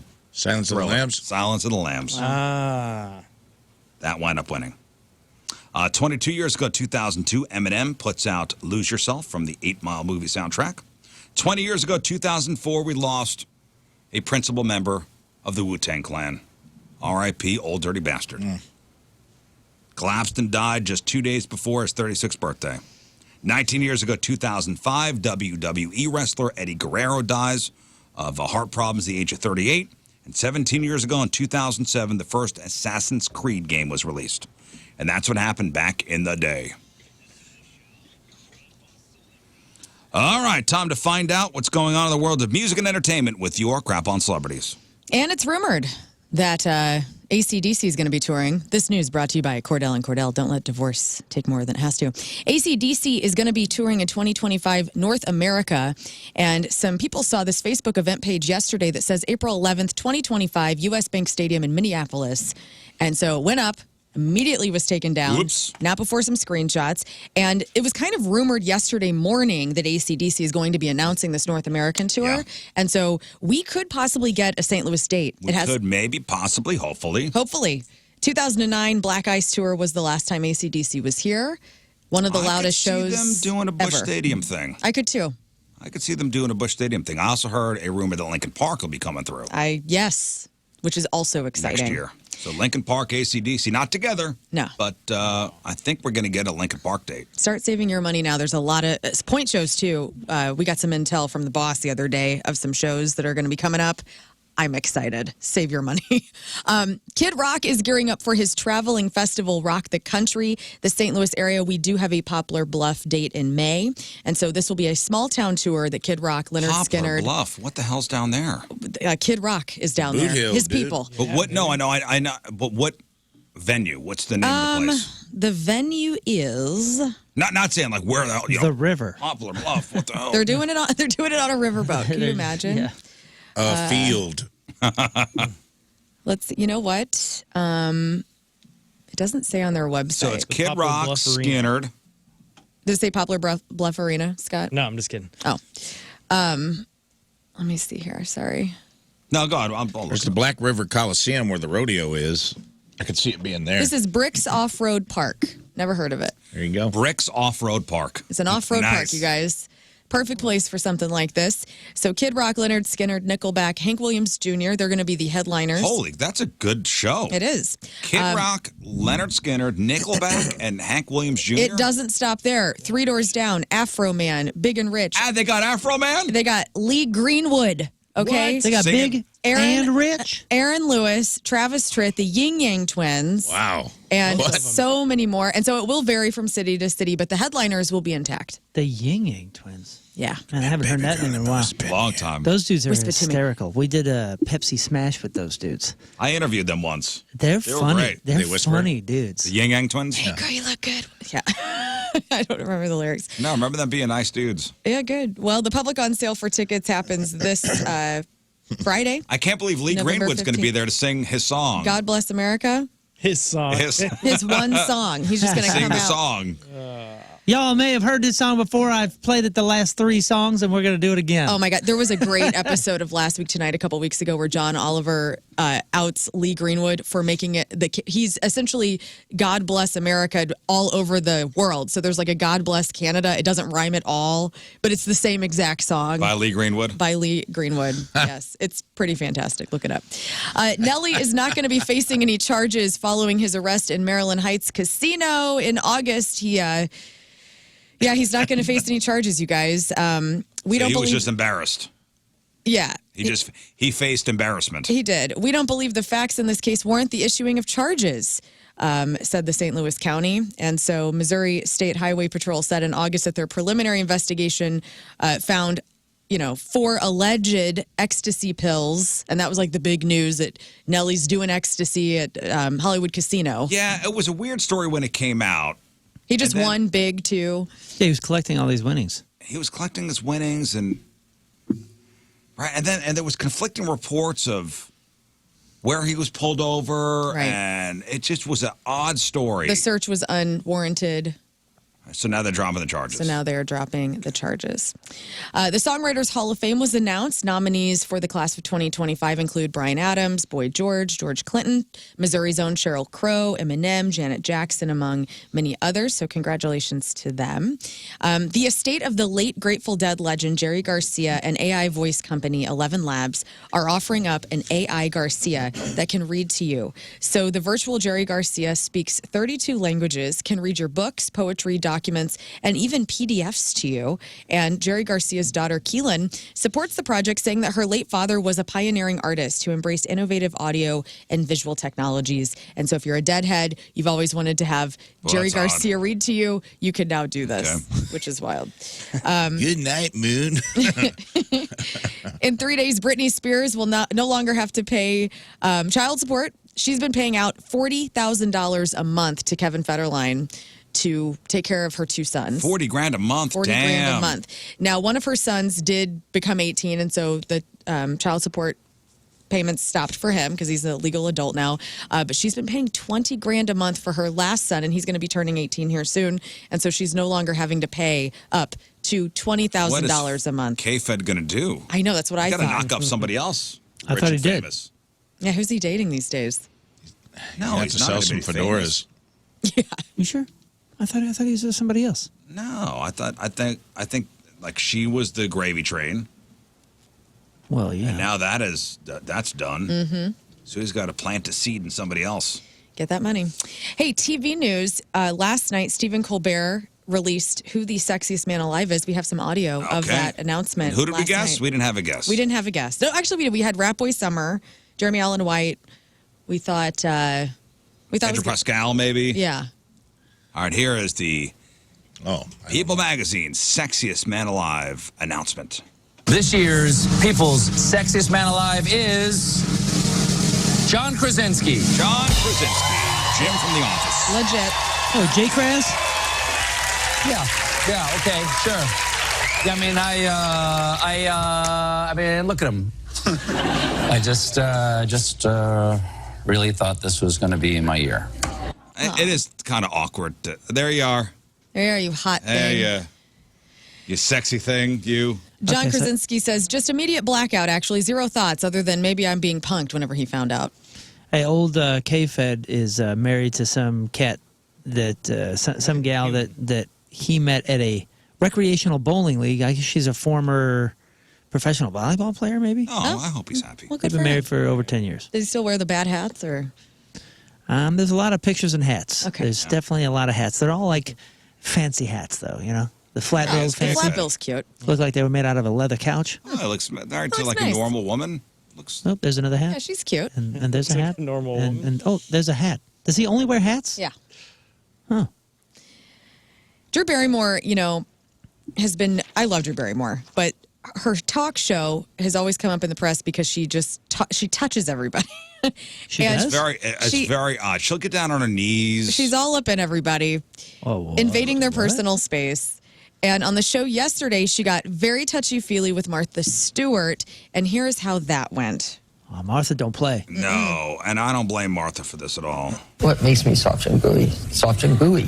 Soft and gooey treatment. Yes. When you're treated like a lady. Nicer. It's nice. Someone comes in and You're the wrong gender. I know. She's petting her. savage, dude. She's petting her. I know. Well, good on Martha. I mean, you got Now, to people don't state wanna your be boundaries. touched. I know. Yeah. Well, some people do, and some people don't. Yo, clearly That's fine. she did not watch Martha because you would see how cold that woman is. Oh, yeah. Like, and not in a bad Cold way. as ice. I like it. I like how she's unapologetically like, hey, love is not for me. I'm not a lover. You know what I mean? Like, and she was with some fellers and whatever, and it was a very, I don't want to say transactional, but it was like at least you know who you are, and that's cool. You know. Well, no, and she also Drew Barrymore. she wasn't like loved very well by her mother. Her mother was not very nurturing, and I think that had a lot of effect on her. That's why she was so cold. Like her mom like didn't want to have her. Drew Barrymore seems like a real weird woman. I love her. Just like she gets on her knees and she's petting their laps I and know. touching them and I get away know. from me. You telling me somebody might come off weird that married Tom Green? What? I love He Drew was the Barrymore. same person in that relationship. And she still loves him. They still talk. I mean, Tom Green is awesome. Yeah. New details have been revealed about the upcoming third season of Euphoria. You know, there were rumors out there that the show on HBO wasn't going to be coming back. It's been 2.5 years since they announced the third season. It was ordered, production was delayed, but the boss, Casey Bloys, she told reporters that Euphoria season 3 is still on and will consist of 8 episodes, which is great. I think Angus Cloud passing away. Was it last year or 2 years ago? I don't know this show. I don't know if you'd like this show. Was having this the high school? teenage It's in high kids. school. And, Yeah. Zendaya. Zendaya, yeah. It's great. It's dark as hell, but it's these kids, Judd Apatow's daughter, Maud's in it. She's great. Like, all of the actors who were really young are just killing it for such a serious, dark show. And I think it is really telling of what kids today have to deal with social media and high school and the dark side of all that. Netflix's ad-supported subscription tier has 70 million monthly users. It added 30 million users since May alone. And so this is what I have. I pay for the ad Netflix, like it's the cheapest tier. You're cheap. I'm Cheapo. so cheap. Come on. $7 a month. Do you get ads on it? Oh, do we get Yeah. ads on Amazon Prime? And I've never been more insulted in my life. Why? Oh, it's just awful. I'm in the middle of Rings of Power, and all of a sudden, like a commercial comes on at 3 times the volume. Oh, yeah. And it's Lord of the Rings. Like, it's already loud. And then it's all, hey, check out the new Nissan. You have my bow and my axe. Speaking of Axe body spray has a special running. Right. It's like Might as really well. takes you out of Dude, it. it's so crazy. And it's so loud. And they're not like 30 seconds every once in a while. It's like, here, for the next 4 minutes, endure this crap. And I'm paying for it. You know what, though? I like it because it'll tell you, like, ad 1 of 4, and then it has a countdown. I love that because then you know how much time you got to go run to the bathroom or whatever. That is cool. But it's the How volume much, thing. how much is the regular? What, the Netflix? Regular Netflix? 20 bones. Without commercials? Double. But weren't there law? No, not double. You're such a cheapo. I am. I refuse. It's my one little protest because I got in on Netflix like when it came out, Yeah. and I've You're been having. showing them. Dude, I have the basic. We can do one TV at a time with Netflix at our house, Nice. and then we have ads, Yeah. and that's all we need. You're showing them. You really huh? do pick your battles with your streaming services. I do. For somebody that's Screw like, all of I go them. to the Four Seasons and get a massage. I know. But you're like, I only am allowed to have 2 streamers at a time. I just canceled Hulu. Oh, well, Tim is the one who wants to keep Netflix. I would shut it down right now. Oh, yeah, Netflix sucks. Did you? Don't you guys remember some law being passed where NBC couldn't? You couldn't I think show. that's on network TV. So network TV Where they can't have commercials, They can't jack the commercial volume. but everybody else can. Because this, I mean, Yeah, it is 'cause absurd. It gets brutal on some of those. I think on commercial network, government controlled airwaves, Okay. you have to keep the commercials Same. the same volume. volume. I don't understand why that wouldn't carry over to the streaming service. Yeah, it's Oh, so man, annoying. private company. I'm sorry. So is Private NBC. company. Yeah, but they use government airwaves. But why do they even? Why does it need to be louder? I mean, Like, they think we're going to pay more we attention. are a licensed government. We're owned by Yeah. Hubbard. But, we use government airwaves. That's why they do it. Yeah, but you turn it down and you're annoyed and you hate everything about what's happening in your life. So It's why your would you want that attention, though. affiliated with the brand that is screaming at you? I don't Yeah. know. Moving into movie news, Denzel Washington announced that he will be starring in the third Black Panther movie. Here's a little bit of Denzel on the Today Show revealing that. Hey, Denzel. I'm about to play Othello at 70. After that, I'm playing Hannibal. After that, I've been talking with Steve McQueen about a film. After that, Ryan Coogler is writing a part for me in the next Black Panther.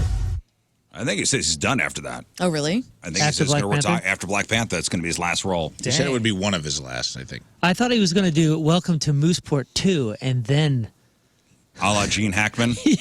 Dude, Maybe. Welcome to Mooseport. That's what his an final- ending. Got on a high Marvel note. has not confirmed the release date or production details for Black Panther 3.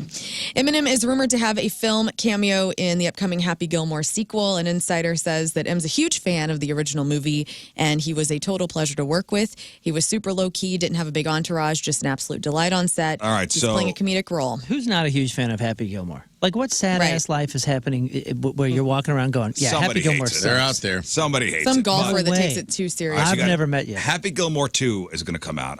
What are we predicting here? And it's going to be a Netflix thing, right? I think it's going to be cute because they're going to give big ups to Chubbs. There's going to be a little heart in it.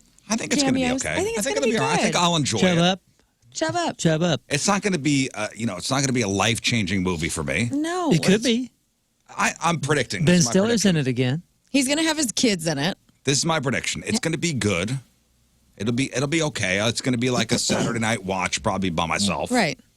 Not going to change my life, but it's going to be all right. Happy's knocked up the woman from Modern Family, and they have kids, and they're actually his kids, Sonny and Happy, or whatever his daughter's names are, and it's gonna be great. And his wife will probably have a cameo. She's probably she always making out with does. Eminem. Who knows? It's gonna be great. She's low key. She's Loki? I thought that She was is Tom low Hiddleston. key in the new Marvel movie. The lady from Modern Family, Yeah. low key hot. Bowen? Decades Oh, she's so beautiful. decades She of is. just beautiful. Pull off every Solid. hairstyle. Doesn't Solid get. I don't beautiful. think she gets enough credit for just like she's funny.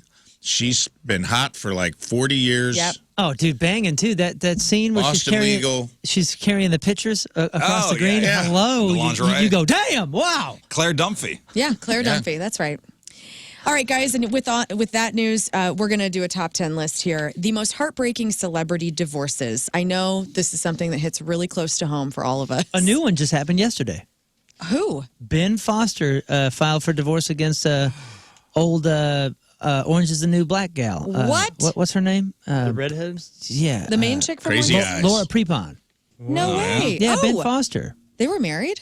Yeah, apparently 6 years. I didn't know that. Well, they're Not on anymore. this list. Dunzo. R.I.P. All right. Ben Affleck and Jennifer Lopez. Not on this list. Okay. Jennifer Aniston and Brad Pitt. That is number 5. That was there were women That was crying brutal. about that. They're so cute. They still got it going on, too. Princess Diana and King Charles. No royalty on this list. No royalty. Except for Brad Pitt and Jennifer Aniston. Brad Pitt is on this list twice, as is With another Angelina person. Jolie. Yeah, Angelina Jolie's the number 1, which I think is a little much. Me too. There's also another woman on this list on here twice. Why do women hate her? I love Angelina Jolie, but I just think that Brad and Jennifer Aniston were better. Do you think they people would hate her just- because they feel like she broke up Yeah. The other one. Bennifer? She's also done some really strange She was things. the other woman.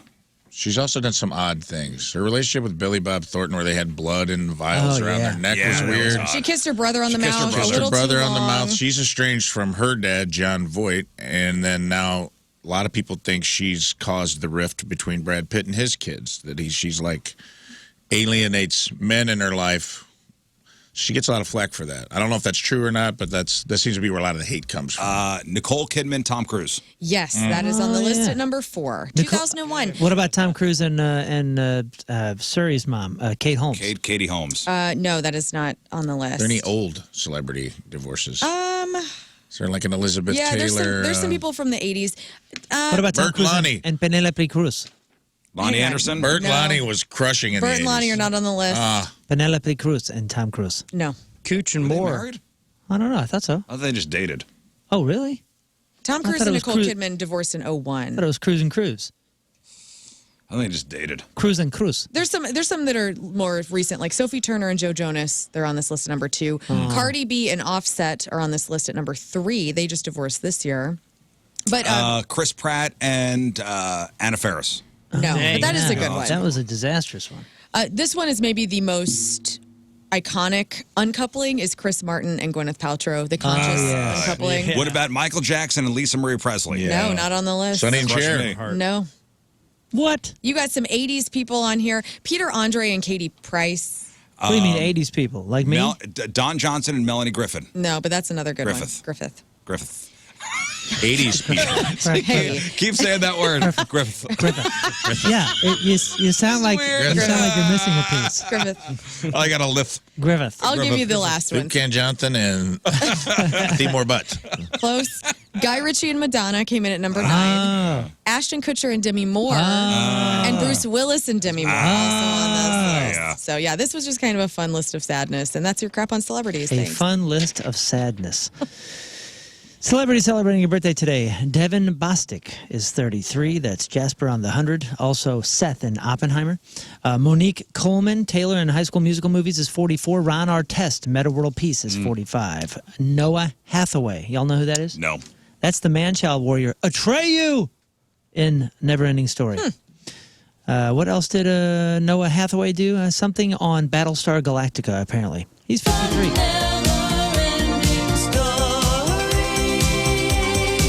Happy birthday. Gerard Butler is 55. Jimmy Kimmel is 57. Steve Zahn is 57. Whoopi Goldberg is 69. Chris Noth, that's Peter from The Good Wife. Also, Mr. Big on Sex and the City. Chris Noth is 70. Tracy Scoggins is 71. That's Monica on Dynasty. And Joe Mantegna, Agent Rossi on Criminal Minds. Fat Tony in The Simpsons. And you also may know him as Joey in The Godfather Part 3. Yeah. 77 years old. All right, today's porno birthday, which is being brought to you by Patricia's, where fun and fantasy meet, is Candy Kane. And today's birthday girl has been in 36 fine films, including 2 Tons of Fun, Big Busty 3, 5, 14, and 17. She was in Big Melons 3 and 5, The Boobsville Cabaret, Bouncing in the USA, Huge Bras 2 and 4, Monumental Knockers 5. This is a tiny gal, right? Muffin Stuffin', And who could forget a role in 1987's Let Me Tell You About Fat Chicks. Candy Kane Let me tell you about Fat Chicks. would have been. Oh, man. Gee whiz, man. Come on. Would have been 63. She passed away back in 2016. Pancreatic cancer got her. But this woman, I looked into like her life. Like, she was like an accomplished singer after her porn career. yeah, sometimes it's not just porn. You know, these are people. She only with did layers. 36 You films. say she died at 54? She died in 2016. So do the math. Okay. She would have been 63 today, but she had a pretty decent career, like singing career. That's great. After doing pornography. So happy birthday, wherever you are, Candy Kane. That's your porno birthday, those are your crappy birthdays, and that was your crap on celebrities. She sings about self-acceptance, even while battling cancer. Yeah, but she was signed to like a pretty big record label. Did all right. And did all right. Was like a touring singer. All right, we'll take a break. We'll come back, and we are going to play, it's been a while, Press Your Luck. That's right. Press Your Luck. And Rafe, tell them what they can win. Oh, my Lord. You're going to win all-inclusive passes to Flyover Comedy Festival for the next 3 days, Thursday through Saturday. That's Patton Oswalt, Tig Notaro, Sklar Brothers, Jackie Fabulous, Ben Bailey, Henry Phillips, 150 other artists performing on 5 stages all weekend long. You get into the sold-out Tig Notaro, Patton Oswalt show. You get into the Sklar Brothers at the Sheldon, and any other show. You'll have a wristband to hang out all weekend. And on top of that, you also get 2 free pieces of merch. Just go up to any merch booth, give them your name, and you get to pick out 2 free pieces of merch. So that's great. These are about these are about a $500 or $600 piece value. Yeah, if you're a comedy fan, this is your prize. So And it's a fun, not to toot my own horn, but it's a fun festival. Like, the comics are out and about. It's in the Grove. All the venues are walkable. You can park your car, start drinking, and start walking, and have and you'll run into comics on the street. That's It's awesome. pretty cool. All right, so here's how the game works. You're going to call up. King Scott's going to answer the phone. He's going to say, please hold. And then I'm going to pick you up, and then Moon will ask you a common knowledge question. You will have 7 seconds to answer the question. If you get the question right, boom, Flyover Comedy Fest. You're going. Yes. If you get the question wrong, we are going to give your phone number out on the air. It's true. Okay, so this is... You are going to give you your willing- number out on the air. Are you willing to put your number on the line here for these tickets? 314-624-3833 or 618-398-3833. Press Your Luck is next. Sports coming at ya. Sports coming at ya. Sports coming at ya. I like that. Yeah, sports. Nice coming at ya. Sports coming at ya. That's what I titled it. Yeah, whoever named this music bed, sports coming at you. It works. Was it you? Yeah. Sports coming at ya. Sports coming at ya. What? Okay. Sports We get Lil Jon on coming this. at you. Okay. Oh, yeah. All right, it's time for Press Your Luck. All right, so Press Your Luck time. So we have all-inclusive passes for the Flyover Comedy Festival, which starts tomorrow, including tickets to go see Tig Notaro and Patton Oswalt and the Sklar Brothers. Sklar Brothers coming in on Friday. Yeah. That's awesome. Ben St. Bailey Louis' tomorrow. own. Ben Bailey tomorrow. Sklar Brothers Friday. Yep. All right, so Moon will ask you a common knowledge question. You'll have 7 seconds to answer it. If you get the question right, passes are yours. Retail value of over like $400, $500. Oh, yeah. If you get the question wrong, you have to give your phone number out on the air. So, Lauren, you are the official timekeeper. 7 seconds. I got you. 7 seconds. When the time is done, yell. Time. Okay. Can practice? Time! Perfect. That was good. That was great. I knew exactly what she meant. Yeah, me too. All right. Rafe, pick a number 1 through 6. 3. All right, 3. Let's go to Curtis and Barnhart. Curtis. Hey, what's going on? Curtis, are you ready to play Press Your Luck? Oh, boy, I guess so. Okay, you will have 7 seconds to answer Moon's question. If you get the question right, boom, Flyover Comedy Festival. Curtis, tell us what happens if you get the question wrong. I got to give my number out on the air. That is correct. Moon, are you ready? Born ready, sir. Curtis, are you ready? I'm ready. Learn, are you ready? Time! Yeah. Nope, not yet. All right, your time begins when Moon finishes reading the question. Here we go, Curtis. Curtis, what is the term for the standard unit of distance used in the metric system? Feet. Show me feet. Feet. Time! No, it's a meter. Feet. Meter. Metric. Meter. The metric system. Oh. Oh. Can't say that word. Man. Filthy mouth, I Curtis. said don't cuss. Curtis. Curtis. He did say Oh, I'm that. sorry. Curtis.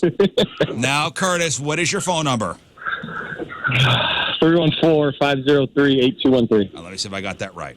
Curtis, at 314-503-8213. Is that correct? Okay, Moon? Curtis, 314-503-8213. That's what I got. Learn, just I wrote down triple check. 314-503-8213. All right. Rafe to quadruple check. Curtis, can you say it again? Because I didn't.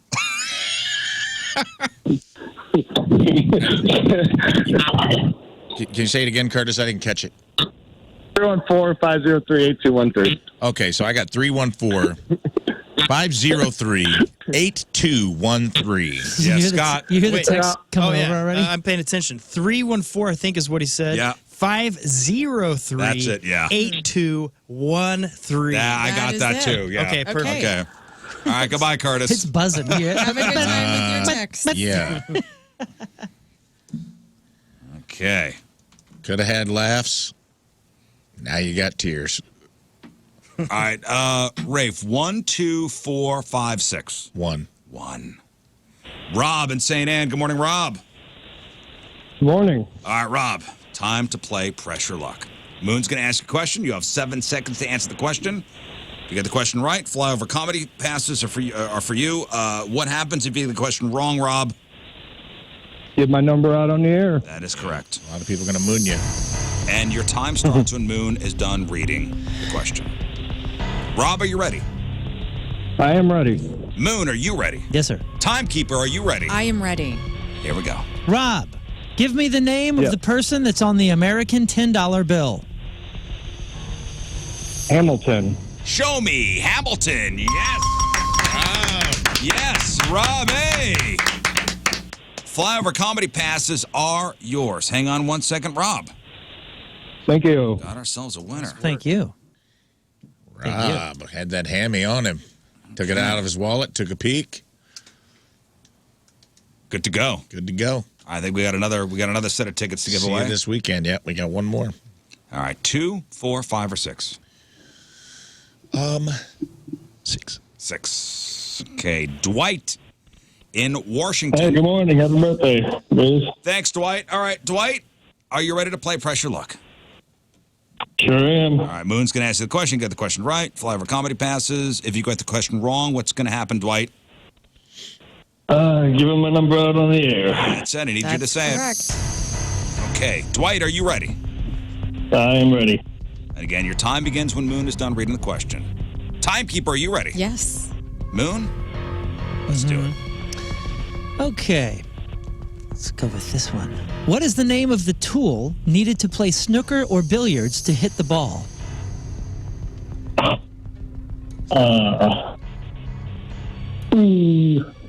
Is it the hammer thing? I don't know the name. Time, Dwight. Time, Dwight. And the answer is a cue. What do you say, the hammer thing? A cue. Yeah, I was thinking of like polo or whatever that game is. No, he said Mallet. or You were snooker. thinking mallet. Yeah. Dwight, what is your phone number? You got snookered, my friend. I got snookered. 636-231-0807. Let me see if I got Oh, that that's correct. a good one. 636-231-0807. That sounds right. All right. Let's see if you could double check that for me, Moon. Hit up Dwight at 636-231-0807. That's what I got. Learn. Yes, Dwight at 636-231-0807. Hey, Rafe. all you folks out there sitting on some pictures you took of your bare ass. Send them to 636-231-0807. That's 636-231-0807. Lines are open all day. And all night, too. And all night. And all weekend. Every time, 24 hours. look up the Flyover Comedy Festival, and every time a show is about to begin, send Dwight and Curtis texts of all the fun they Already could getting blown up. Scott? 636-231-0807. All right. Good luck, Dwight. Thanks for playing. Nice. You got another question in you, Moon? Of course. Hundreds. All right. Hundreds. 2, 4, or 5. Let's do 2. 2. Okay. Hello, Taylor. Hi, All right, Great. I was Taylor. hoping we get a lady on the line. Are you ready to play Pressure Luck? I am. Okay, so you know the rules. Moon's going to ask you a question. You have 7 seconds to answer the question. Your time begins when Moon finishes reading the question. If you get the question right, you go on to the Flyover Comedy Festival. Taylor, tell us what happens if you get the question wrong. I got to give my number out on the air. Yes. Tay. All right. Taylor, you ready? Good luck. I am. Timekeeper, are you ready? I'm ready. Moon. Yes. Let's do it. Taylor, in American football, how many points is a touchdown worth? 6. Show me 6. Yes. Outstanding. Outstanding. Trick question. Well, not a trick. Well, yeah, a lot of people would say 7. Right. That's what we're Oh, I went there. All right, well, I'm glad you said 6, Taylor. Hang on 1 second. You are going to the Flyover Comedy Festival. Good job, Taylor. Excellent, Proud of you, girl. Excellent. Way to go, team. Sorry to Curtis and Dwight. Rob and Taylor. Taylor and Rob. Curtis and Dwight. Have fun. Sorry, buddy. Two winners Sorry, guys. and two even bigger winners. Losers. Speaking of winning, so we're doing this Face the Music competition for the next couple weeks. This is Moon's week to pick the bands that you're listening for. Mm-hmm. So today you're listening for Limp Bizkit. If you hear a Limp Bizkit song, open up your Point Mobile app. You'll see Moon's face right on the homepage there. You tap his face. You have a chance to win $1,000, and you have a chance to win an opportunity to come and be in the studio with us and co-host the show. So Limp Bizkit is who you're listening for.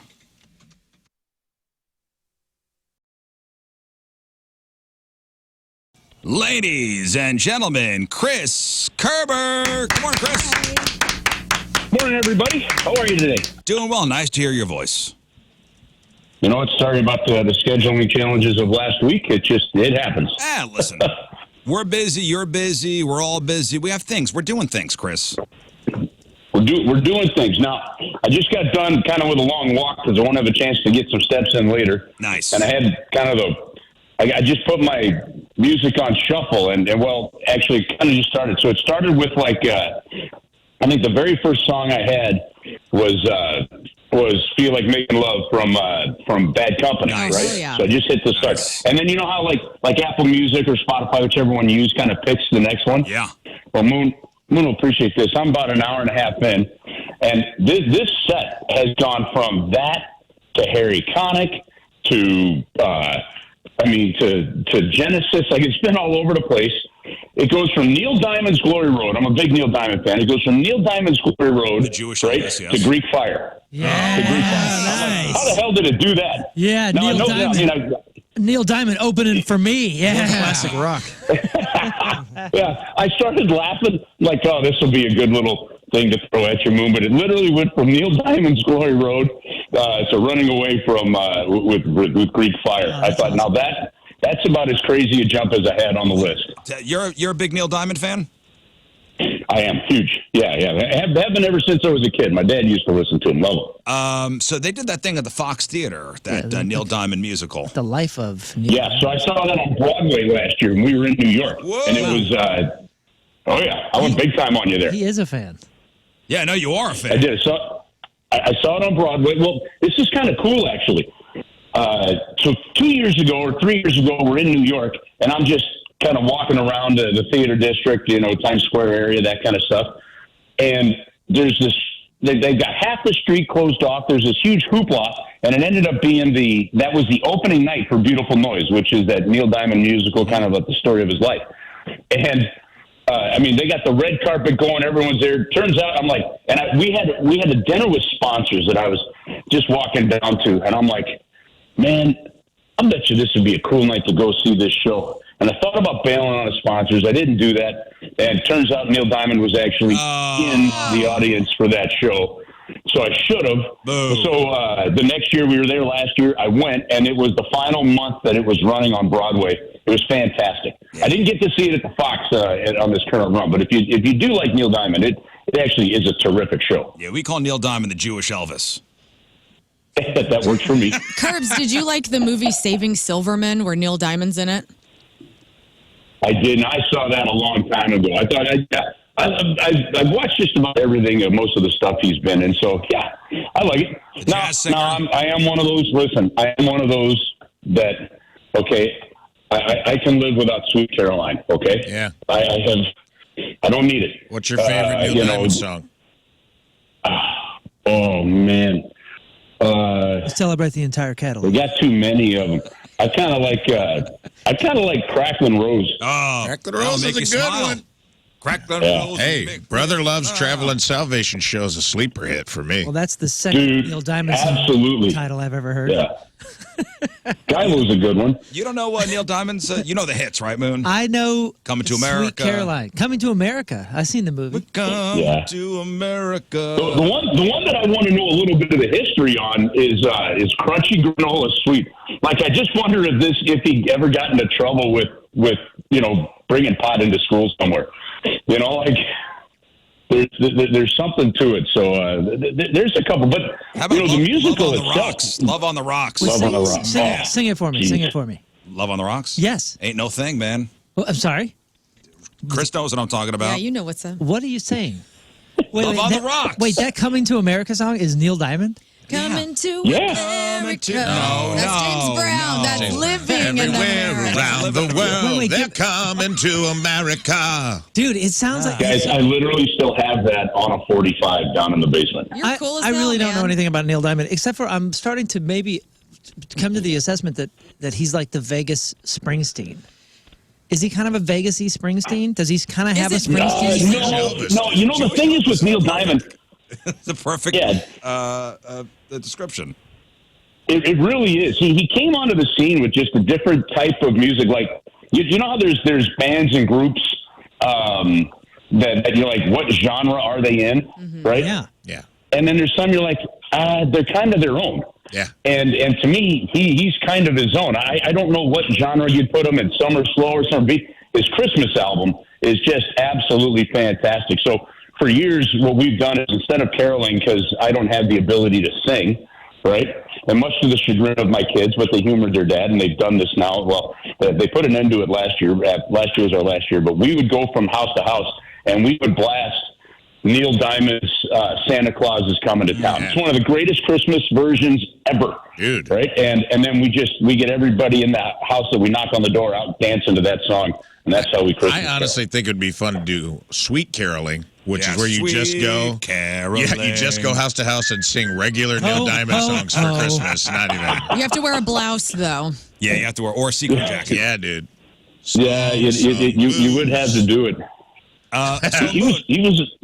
He was amazingly popular. I mean, just phenomenal. It's sad that he's dealing with Parkinson's now, which is why he doesn't tour and stuff. But during COVID, he put out some videos where he would just be sitting at his piano playing and singing for people. I've seen it was that. awesome. So, Moon, what would you put Elvis? What category would you put Elvis in? He's his own thing, right? He's like, I know he's the king of rock and roll, but I don't know. I mean, I know he's his own thing as far as like the heights in which he reached with the whole Americana and rock and all that kind of stuff. But I would say, old Cousin Mary, piano guy, all those guys, they were all doing. Chris? They were all doing that new age rock. Did you just roll your car, man? What happened? Hey, Chris, I think the automatic flush on whatever toilet you're on just went off. Sorry, guys. Oh, yeah. I don't know, man. I don't. No, I apologize. No, my daughter just left for school, and when she got in her car, my phone switched over. Apparently, you guys went dead right as Moon was trying to figure out the genre. Well, so Gabby probably just got in her car and went, "What the hell is this?" I don't know, like Jerry Lee Lewis and all those guys. I think that's all one genre for me. Yeah, I think Elvis is his own thing. Like Neil Diamond is his own thing. He's like gospel rock and roll. Yeah. Right. Hey, before we start talking blues, there's not really much to talk about there. Let's just play the agree or disagree game, and we'll start with Chris, and I'll read you a statement, and you respond with agree or disagree with the statement I say. Sounds good. Cold pizza is better than hot pizza. Agree or disagree, Chris? Agree. You agree that cold pizza is better than hot pizza. Moon? Disagree. Yeah. Disagree? Disagree. I think it can be as good, but it's not better. Disagree. I disagree. I love hot pizza, but cold pizza's good. I think it's the best cold food that was served hot originally. Yeah. Still better hot. Still better hot. Chris, tacos are better than burgers. Agree or disagree? Disagree. Disagree. Disagree. Tacos are better than burgers. I agree. Yeah, agree. Agree? I disagree, but it's close. You like burgers better than tacos? Yeah. I'm surprised. I just do. I like nachos, dude. I'm not like That's surprising. I'm not a taco girl. Kind of offended. Nachos are just little tacos. Yeah, man, they're delicious. I'm gonna have a table full of nachos for my 40th birthday coming up, Curbs, and you're invited. Yeah. And would you do you like all the fixins on your nachos, or do you just stick with cheese? Or You can have a cheese filling, Don't put right? it. You got to put it all on there, but you better make sure you layer it. Like there's no such thing as piling the chips and then putting the toppings on, because the toppings don't get to the rest of the Preach, chips. brother. Those are bogus nachos. I'm hungry. By the way, and think about all the work that burgers have done. None. They don't have to work for it. Right. Tacos have to work so freaking hard. It's like always a trend or a fad or Taco Tuesday or like there's just so much marketing that involved. And like I'm not saying that they shouldn't be second place, but burgers are over there just going, yeah, okay, This is just what it is. yeah, I'm here, I'm first. Come at Like I'm come at meat, me. I'm a bun, and if you don't want to even put eat stuff meat. on, be fine. I have Impossible burgers. I love a soft cheddar spread on top of a burger with a lettuce, tomato, no onion. Okay, hang on. Time out. This is where we cross a line. Let's go. Okay. All right. No, I get it. I get it. But now you're redefining burger. Okay. Like a black bean burger is not a black bean. It's not a burger. It's a patty of beans. I'm going to wrestle you to the Preach. ground when you get to the studio, Chris Kerber. Dude, I don't eat cows or pigs. You're so. just picking fights now. I know. I'm Headlock okay. incoming. Listen, I'm perfectly fine that you don't eat cows or pigs. It's more for me. But the issue that it is those burger has to be beef. Yeah. What would you call my impossible meat burger? How about this? If you I'd go to a call restaurant, it just different, but I wouldn't call it a burger. if you go to a restaurant and you order a burger and they bring you a black bean burger, and then I'll tell you, you're pissed, right? That it's a black. Yeah, I don't like a black bean burger. No, I'm just saying if it's anything but meat, but if But it's meat. anything but Ooh, I beef, love butt it needs to be Declared? It needs to be declared. Well, yeah, it usually is. Like, I'm not ordering a burger unless it's an impossible patty or some sort of alternative patty. Back to the It's trying to be the burger, but it's not the burger. Like, that's the thing. They're calling it all these things because they want to put it. So if you define a burger as any round thing stuck together, put on a bun, Yeah. okay. But I don't know that that's a burger. Hey, Well, man. what is Just- a Hey, man. definitive Is it- burger? I don't know. Beef. Is a Tesla a car? Huh? Well, yeah, but a Tesla's I But don't it know. doesn't. That's not a But it comparison. doesn't have But it doesn't have a gas. combustible engine. Well, you don't have to have a combustible. I mean, a wagon's a wagon, right? Listen, I want to get some taco defense in here. Hey, never. You guys said a burger's a burger. It is what it is, and then you named all the toppings you have to have for it to be, which is lettuce, tomato. No, I don't just have all the things I that just you said- also come on tacos. No, I just said if a burger wants to be just meat and bun, great. You're still good? a burger, still fine. Yeah, fish taco, chicken Right. taco, Here's- beef here's- taco, impossible taco. Here's my argument for the taco. You get all the fun of the burger, and when you're done with the burger, you're like, damn, it's gone. I'm out of food. When you get to the end of a taco, you just start again. And that's pretty cool. That's a good point. What? That is actually the endless Well, you taco. don't ever order one taco. You've always got multiple tacos. Last point, move. Here's my argument. Endless taco. Search your feelings. Search your history. How many life-changing burgers have you had versus how many life-changing tacos? You're not going to have a I've life-changing had a couple taco. life-changing It's true. burgers. I've had a few had a couple life-changing life-changing tacos. burgers. All right, haven't. moving on. Agree or disagree, Chris? Art museums are boring. Oh boy, I agree, but I do like them from time to time. I agree with the statement. Adamantly disagree. Learn. Art museums are boring. No, I don't think they're boring. Disagree. I disagree. You disagree with it too? I do. They're so I cool. disagree. I just went to the museum in Forest Park, and it's Yeah. just phenomenal. Beautiful art It museum. gives you a telling boost, yourself man. you're telling yourself No, it's you're exciting. not telling way, yourself. dude. It this gives is you a You're boost. telling yourself it's exciting. You No leave way. feeling free, better. dude. There's literally a painting that I've gone to see there, and I stare at for a minute, and You're it's- justifying in your mind why Hating you're of a going I there. feel cooler when I'm at the art museum. Oh, I feel yeah. like I'm among Okay, something. that's fine. But when the last time you went to the art museum and left, did you go, "Oh shoot, I wish I had more time"? Yes, because I didn't have enough time. Yeah, for sure. Kurt We and I didn't only hit the saw like a second couple level. of things I wanted to see. As nerdy as it sounds, I'm like stoked to be alive when I'm in there because I beautiful. personally am so garbage at like painting or drawing. It's such a skill that I have such respect and awe for. And when you see like the pro stuff, when you see something like 3 that, seconds. I'm like, that's cool. And then you're next. like, dude, nice. the planet is awesome. People are so cool. It like gives me faith in humanity. Whereas most minutes in the day, I'm does hoping one not. of those environmentalists comes in with like a can of soup to throw it on the You know painting what? for some excitement. Somebody in the for some chat excitement here. makes a great point. If you, down with oil or whatever. if art museums are boring, but a burger can change your life, you need to reconsider your life. Riz is just walking around the art museum talking to like people he identifies as hipsters. Like, Right. oil pipeline's a pretty big bummer, huh? Just hoping they enjoy pull life. some tomato soup out. What? Listen, you know you haven't raised your kids right when they're staring at some impressionist work of Manet, waiting for some 3D figure to pop out of the Yeah, screen. I on can't them. see the sailboat. You know, they're doing the eye blur, and they're like, "Wait, there's no dinosaurs." Where's the sailboat? Dad, I'm I trying like to relax this my one. eyes. This one's cool, son. That's the fire extinguisher. That's not an art installation. Who knows nowadays? All right, agree or disagree, Chris? The best gifts are homemade. Oh, I agree 100%. Okay, I vehemently disagree with that statement. I'm with Okay. Riz. Disagree. Disagree. Learn. The best gifts are homemade. I'm going to disagree. I don't know. We're living I love them post-industrial revolution. Like, I mean, in this day and age, we can have some incredible things manufactured for us, and you're going to tell me that I can make something better? Wait No a minute. way. Like, what You did said gifts. The You best can buy gifts are anything you homemade. want for yourself. Somebody giving you something that they took the time to build, to make. You know, because of the time and effort it takes, I think it absolutely trumps Are you anything related? that Are came you out of the related store. to professionals?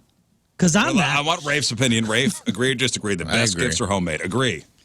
Yeah, I agree. Agree. Okay, 9 times out of 10, those gifts are crap. Oh, 9 times out of 10, 99 out of 100. 99 out of 100 times, those I gifts will are say garbage. that I am including in my answer, like, if you might enlist an artist or something to make it for you, but it's still a thoughtful gift that came from you. is that homemade? Because No, that that doesn't changes count. my. You made it. You bought a gift. It was at I home. made you But it was at with an home in old my cigar head. box. I glued some macaroni. Oh, great. I didn't buy you a grill that I saw at Home Depot. I contacted someone and had a grill built for you. I consider that. I don't think that's homemade. That's not homemade No, at all. that's not homemade. You're, Oh, then I you're hiring a disagree. professional. Having someone get a log and making a bear out of with a chainsaw, that's a homemade one. Yeah, I need a chair. Scott, make me a chair. I will. It's not as good as It's not as good I as can something buy I a would buy chair at better. IKEA. It's I just guaranteed feel to like break homemade quicker. is made by someone and not manufactured. But it's manufactured by a professional. It just happens to be in their home or something like that. No way. Yeah, which you would have be to make what it. if it was in their home? If it was made in I their made home, a what cooler would you call box. that? I made Manufactured a by a cooler professional. stand for a neighbor. Right? So I made this cooler stand out of cedar wood for a neighbor. It's got a 52-gallon cooler in it and all that other stuff. And yeah, I would rather make something like that for somebody than buy something from the store for them. Yeah.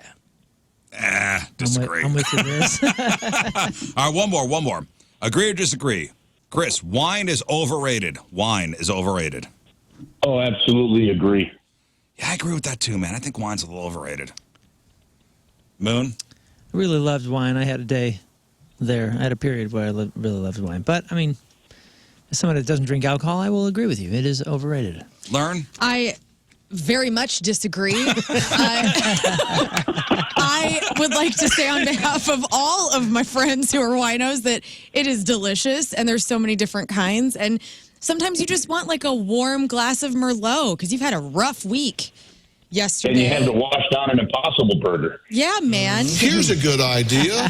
Let's all get drunk. That's right. He goes, he had a rough week yesterday. I feel you on that. Rafe? Disagree. Homemade wine. All right, toilet wine. Right on. Prison toilet wine. Double the fun.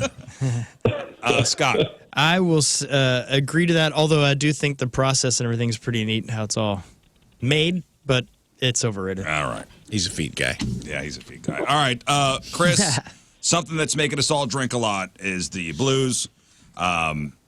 Homestand started good, and then, wins against the Leafs last Saturday, the Lightning on, last Tuesday. Then the wheels fell off when Utah came to town. And here we are. Chris, what's going on? Yeah, you know what? Trying to put real perspective for people because I think the fans know enough now that I don't throw excuses out there. But when you're a team that's trying to return to a real competitive state night in, night out, and you've got young players, you're going to have nights where a turnover is going to cost you a game, where sometimes that mental toughness part is a little bit fragile. And I think that's where the Blues are right now. They were playing a really good game. They gave up the one goal, and then you could kind of feel, oh, no, here it comes, and everybody tightens up a little bit instead of keeping going the other way. So I think that's what happened. The other reality of it is also when you're in a team that's in the position, that the Blues are in this transition phase, you're just not deep enough to overcome certain injuries, and it's hard. When you're talking two of your top four defensemen and your top centerman is out of the lineup, and that is a hard thing. You don't typically have the depth yet for that. There's still you're waiting for some prospects to come along to help build that depth. So yesterday would have been the game. It's a little bit to win, circumstantial, though, but it's also a little bit self-inflicted. Yesterday would have been the game, though. With the Bruins struggling. This was and man, going to the third period with confidence, and then it with minute something left. minute 46 remaining in the third, and they scored the game winner. And you know, Joey could feel it coming. He said on the air with about 4 minutes to go. He said, "This is ever since they scored that goal, it's all been all on the Blues. Had to just got to play rope-a-dope. Get the puck out, let them come back in. Get it out, let them come back in." And sure enough, about 2 minutes later, they scored. And especially after coming off that 8-1 loss on Saturday, this would have been the game to kind of, right the ship a little bit at least. But no, didn't happen last night. Listen, we have some new Blues fans I know that either came on board in 2019 or maybe a little bit earlier. Maybe some fans that may not remember when the Blues were dead last in the league after, the 05-06 season. There's this stretch of a couple of years in there, even with the David Backuses, the TJ Oshies, the Bergens, the Perrons, and that group of players, the young Alex Petrangelos, that where you had games like this, you had stretches like this where it's a thing. Learning to win is a true thing, and the only way you do that is you got to have what happened here in these last 3 games, and it's going to happen. So I think you're still going to see some inconsistency, but at some point you hope that over the next, say, 10, 15 games, and by the time you get to 25 games on the season, you're starting to really build forward from there. Hey, and if you haven't seen it now, you can't put it all on Binnington, by the way. And on Saturday's loss to Washington, he may have made one of the best saves I've ever seen in my life. Sliding across the ice with the stick up. But does he have a real shot to be the starting goalie for Team Canada? So coming up this February, the NHL is going to return to the Olympics the following year. But this February, the league is doing a 4 nations tournament. That's why there's about a week and a half, 2-week break. And the 4 countries involved are Sweden, Finland, the United States, and Canada. I think Jordan Binnington has an absolute shot. I wouldn't say he's a lock yet, right? But I still, in a tournament like that, I don't know if I'm taking somebody better than him right now. So, and he's motivated for it. I think he's got a tremendous shot. I think Jordan Binnington has a tremendous shot to be Canada's goaltender for this tournament as well as the Olympics. And, I mean, that would be fantastic. Well, it doesn't hurt that Doug Armstrong is also the GM up there, too, right? No, it doesn't. But I will tell you that he puts a committee together, and when they pick the team, he has the final say. But there's a heck of a lot of input, and he trusts the people that he works on it there. So, I think at least the 2 Canadians on the team that you could see for the St. Louis Blues, in my opinion, very likely are going to be Binnington and Parayko.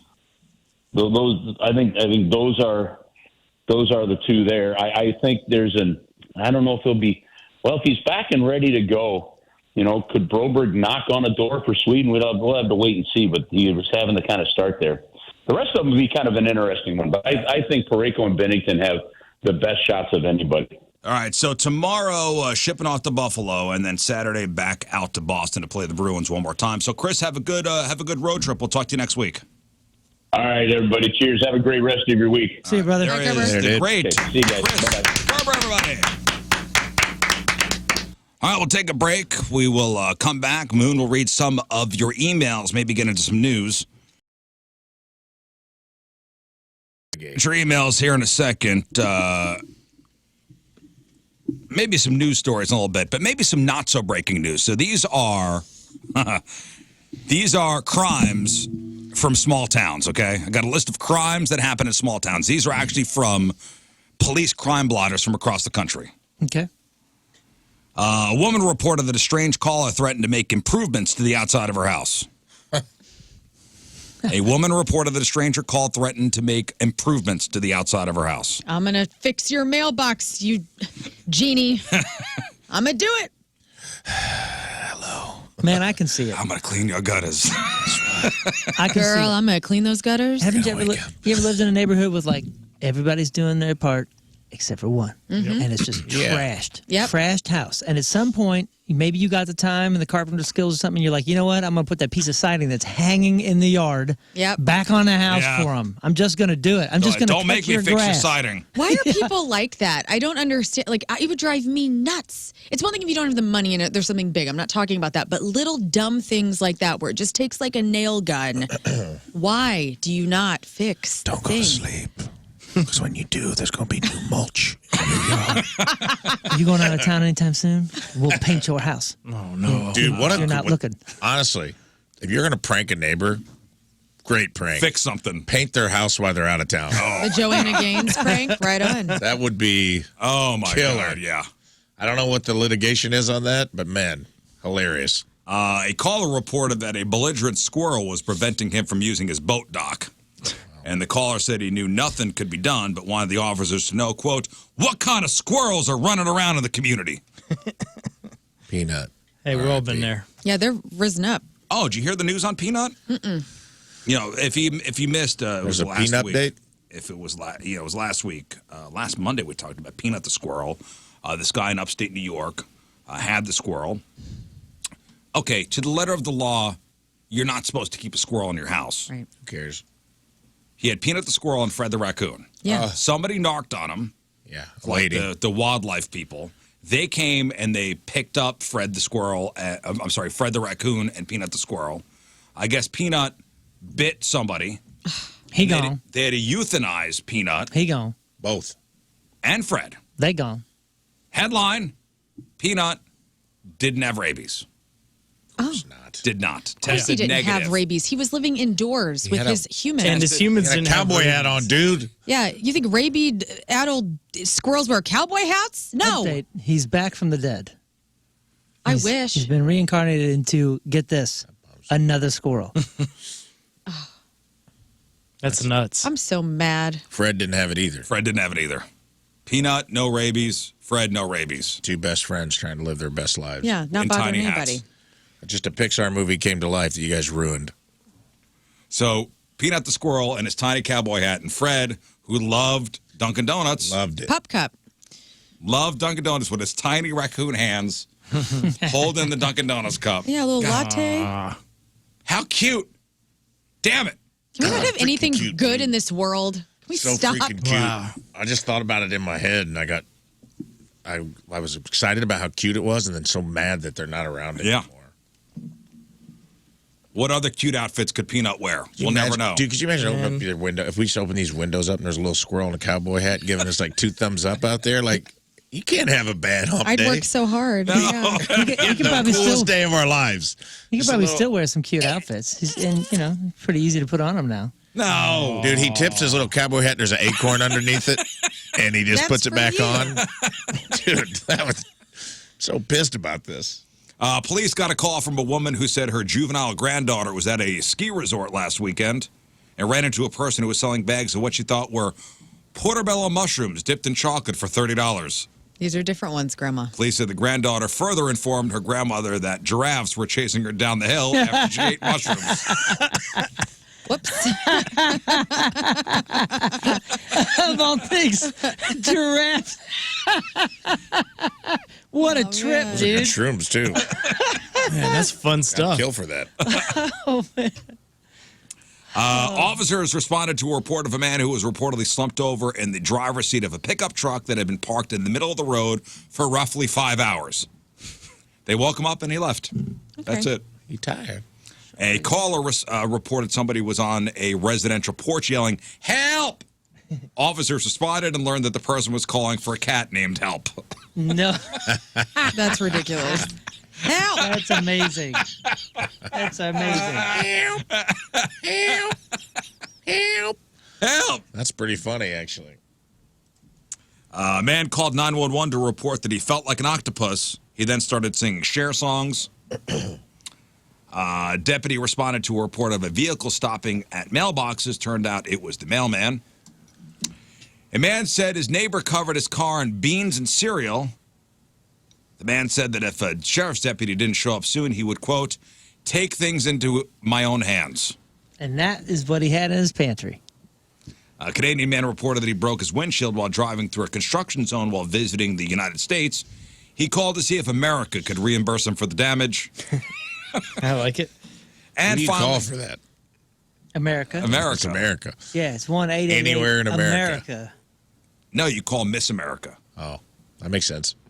Our ambassador for windshields. A man reported that a squirrel was running in circles in the street and was not sure if it was sick or it had been hit by a car. An officer responded and unfortunately drove over it. Dude. R.I.P. Peanut too. The war on squirrels has begun in this country. Oh, yeah.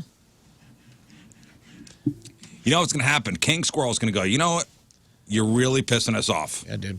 I, for one, bowed down to our Squirrel King. Squirrel overlords? Yes. Squirrel King's like, you guys are really pushing us. Yeah, dude. You turned Peanut into a martyr. Now the squirrels have risen up. Yeah, the squirrels have hit critical mass. We're effed. Yeah. And when we least expect it, they're going to attack. Yep, from above. Yep. Oh, yeah, they have their own Air Force. You ever heard of a flying squirrel? Mm-hmm. That's right. Think about it. Think about it. Okay. They're not stocking up on acorns for food. It's ammunition. That's ammunition. It's ammunition. All those hollowed out trees full of acorns. Yep. You watch. They are biding their time, right when we're least expecting it. They're like the original doomsday preppers. They just got acorns for years. They're going to attack. Stocked up. You little We Wyatt are Earp going to be squirrel. effed. We all think, oh, look how cute they are. They forget where they bury those things. Oh, no, they did not. They're going to uncover them, and we are going to be gone. That's why we all need we're to done carry for. Red Riders. Squirrel digging an acorn? That's digging your grave. Mm-hmm. Yep. All right, let's get to, as if we don't have enough things to worry about. Let's get to some emails. RizShow1057thepoint.com. Emails brought to you by Kloss Furniture. Lowest prices guaranteed. We have something for everybody. It's been a food-centric day, so... Sure, yeah, we've talked about some food. So I'm going to steer clear of the food and go to the entertainment reviews. This one says, good morning, guys and gal. Team Riz member VJ here. Wanted to bring an old movie to the great light it deserves. I highly recommend you all watch the movie Gone Fishing. 90s comedy featuring Danny Glover and Joe Pesci, two idiots who venture to Florida for a fishing trip and get in all sorts of trouble. It's a movie that flew under the radar, but boy, it has me laughing hysterically every time I watch it. It's funny seeing these two actors in such different roles. Anyway, there's my movie rec for you. Love you all except for Riz when he makes fun of me for losing the games. Would anybody like to fashion a guess as to what it got on the Rotten Tomatoes? Get too old for this fish. Gone Fishing. 46%. 1997 comedy starring Joe Pesci, Danny Glover, and Rosanna Arquette. I'm going to say it's got, I don't know, 90%. Sounds 90%? 18%. 18%. 41%. 41%. Ooh, I was going to go 40. I'll stick with I was 44%. 4%. What? Well, I had four twice. You and VJ, man. 4%. Why? Two different ends of the spectrum. 4%. Oh, Willie Nelson's in it, Rafe.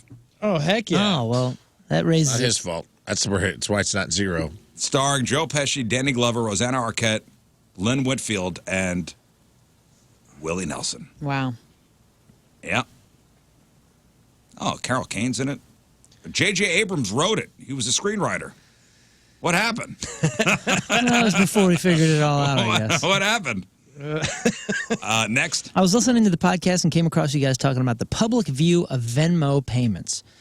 I've had a running joke that I continue today. I'd like to share. Every time I pay somebody, it has the description and I do a description and a project that insinuates that I have an airplane. For example, my wife does hair, so when we transfer money, I list it as random airplane parts: airplane wings, airplane beacon lights, airplane landing gear cylinder. So if you put all the things together, it looks like you're building an airplane. That's funny. My mother-in-law cleans for a living, so she gets the description of airplane cleaning, airplane hangar cleaning. My father and my brother own an HVAC company, so an airplane air handler, airplane defroster, etc. My mom is retired, so she's in charge of FAA paperwork, licensing, and registration. Long story short, I've had so many random people ask about our airplane and where we keep it, where we like to fly. It's been quite fun. Jeff Burton forever. Keep up the good work. Oh, forgot to mention, I could barely afford a paper airplane right now as compared to a real one, sent from my airplane hangar. That's funny. Oh, that's nice. Yeah, people get clever on there with some stuff. And then you got everybody else just like saying, rent and putting a number. And you're like, geez, dude, you're sharing a lot of Like putting information. there. Yeah. You could make those private, right? Why would you want to make those public ever? I don't know. That's I don't get it. understand with Venmo. So if you have the option to make it private, why would you ever make that public? It should be the opposite, where it's automatically private, and if you want it to be public, you have to say yes. Transferring money to somebody as a social media app. Strange. It's strange. Is it a flex? I don't know. I talked about that day of where I was like, I get it's like Billy Joel concert. You want people to know I'm Venmoing so and so for this cool event or thing we did, but whenever it's I'm sure rent, I don't get. But I'm sure you're also posting about that on Instagram if you're posting about it on Venmo. Well, and who are your followers? Just the people you give money to? That's it? Anybody. They're you more just than follow that. anyone? Followers on Venmo are more than that. Are I they? promise you. It's a community. I'm serious. It is a community. It's like the most community. important one. You guys can dog it all you want. It's the most important. transactional friendship of all time. I love it. I love my group. Thank you, Venmo friends. I love my family. Have you at gotten any Venmo. money, Scott? A few bucks, yeah. That's so You know, cool. we're getting Actually closer sent to a you money? million. Why don't you give your Venmo address out again, Scott? All right, King Scott rules, and it's $1 to follow, and I'm trying to get to 1 million, so let's keep it going. There we go. He's made like Thank you guys. $3. Man, how's it not Most King Scott important family. saves? The what? How is it not King Scott saves? King Scott accepts. Yes. Next. Good morning, Riz Show. I saw a post on Reddit that was funny and unusual, and I wanted to get your opinions on it. Go ahead. How would you react to this? Basically, the girl made a post saying that she walked in the bathroom of her apartment to grab some medication and caught her 36-year-old boyfriend of 2 years squatting and holding toilet paper underneath him to poop in the TP in his hand.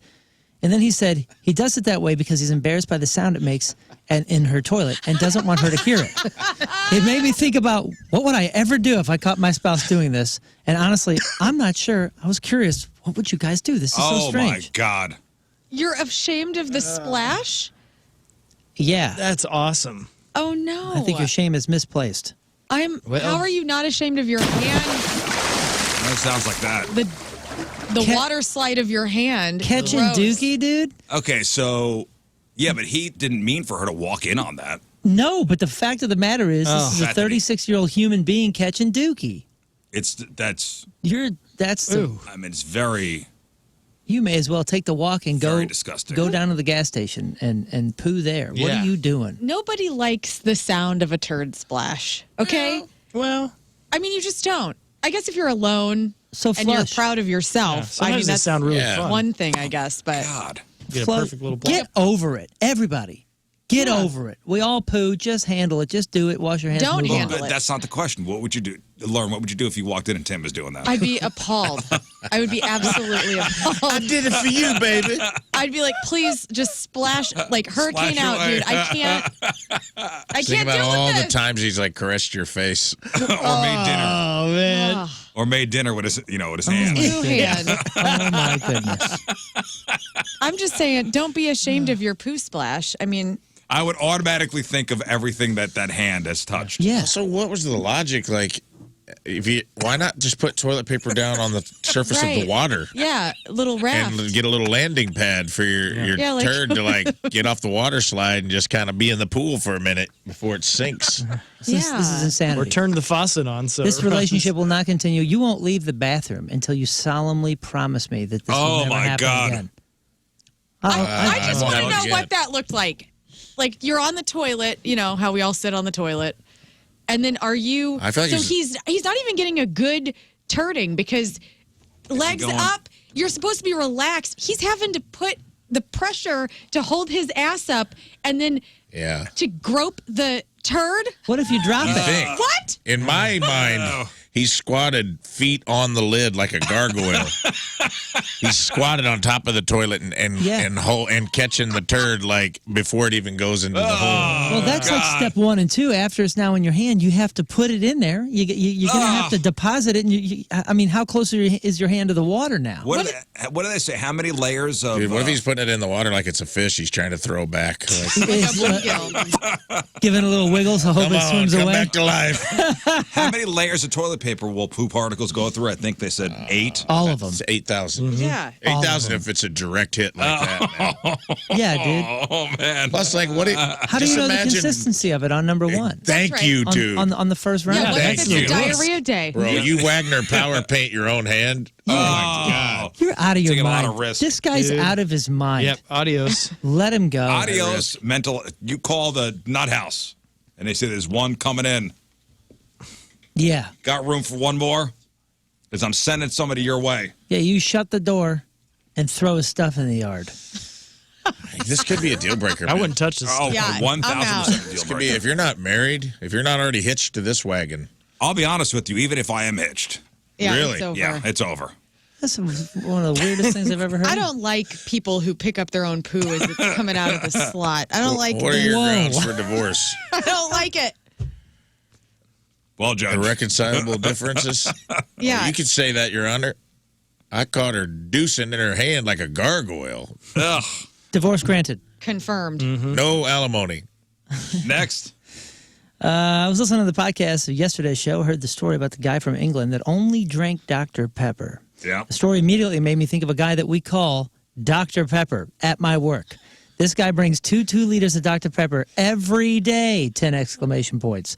This guy is around his late 40s, claims that he's only drank Dr. Pepper since his 20s, has not drank any water since his 20s, and normally goes through about 2 liters every single day. I'm sorry, 2 I would 2 like liters. to know the condition of his teeth. I've asked the coworkers if they've ever seen him drink anything besides Dr. Pepper, and the only thing they've ever witnessed him drinking is an energy drink besides Dr. Pepper. We've talked with Dr. Pepper a couple times, and he brags about it as much as a stereotypical vegan or CrossFitter.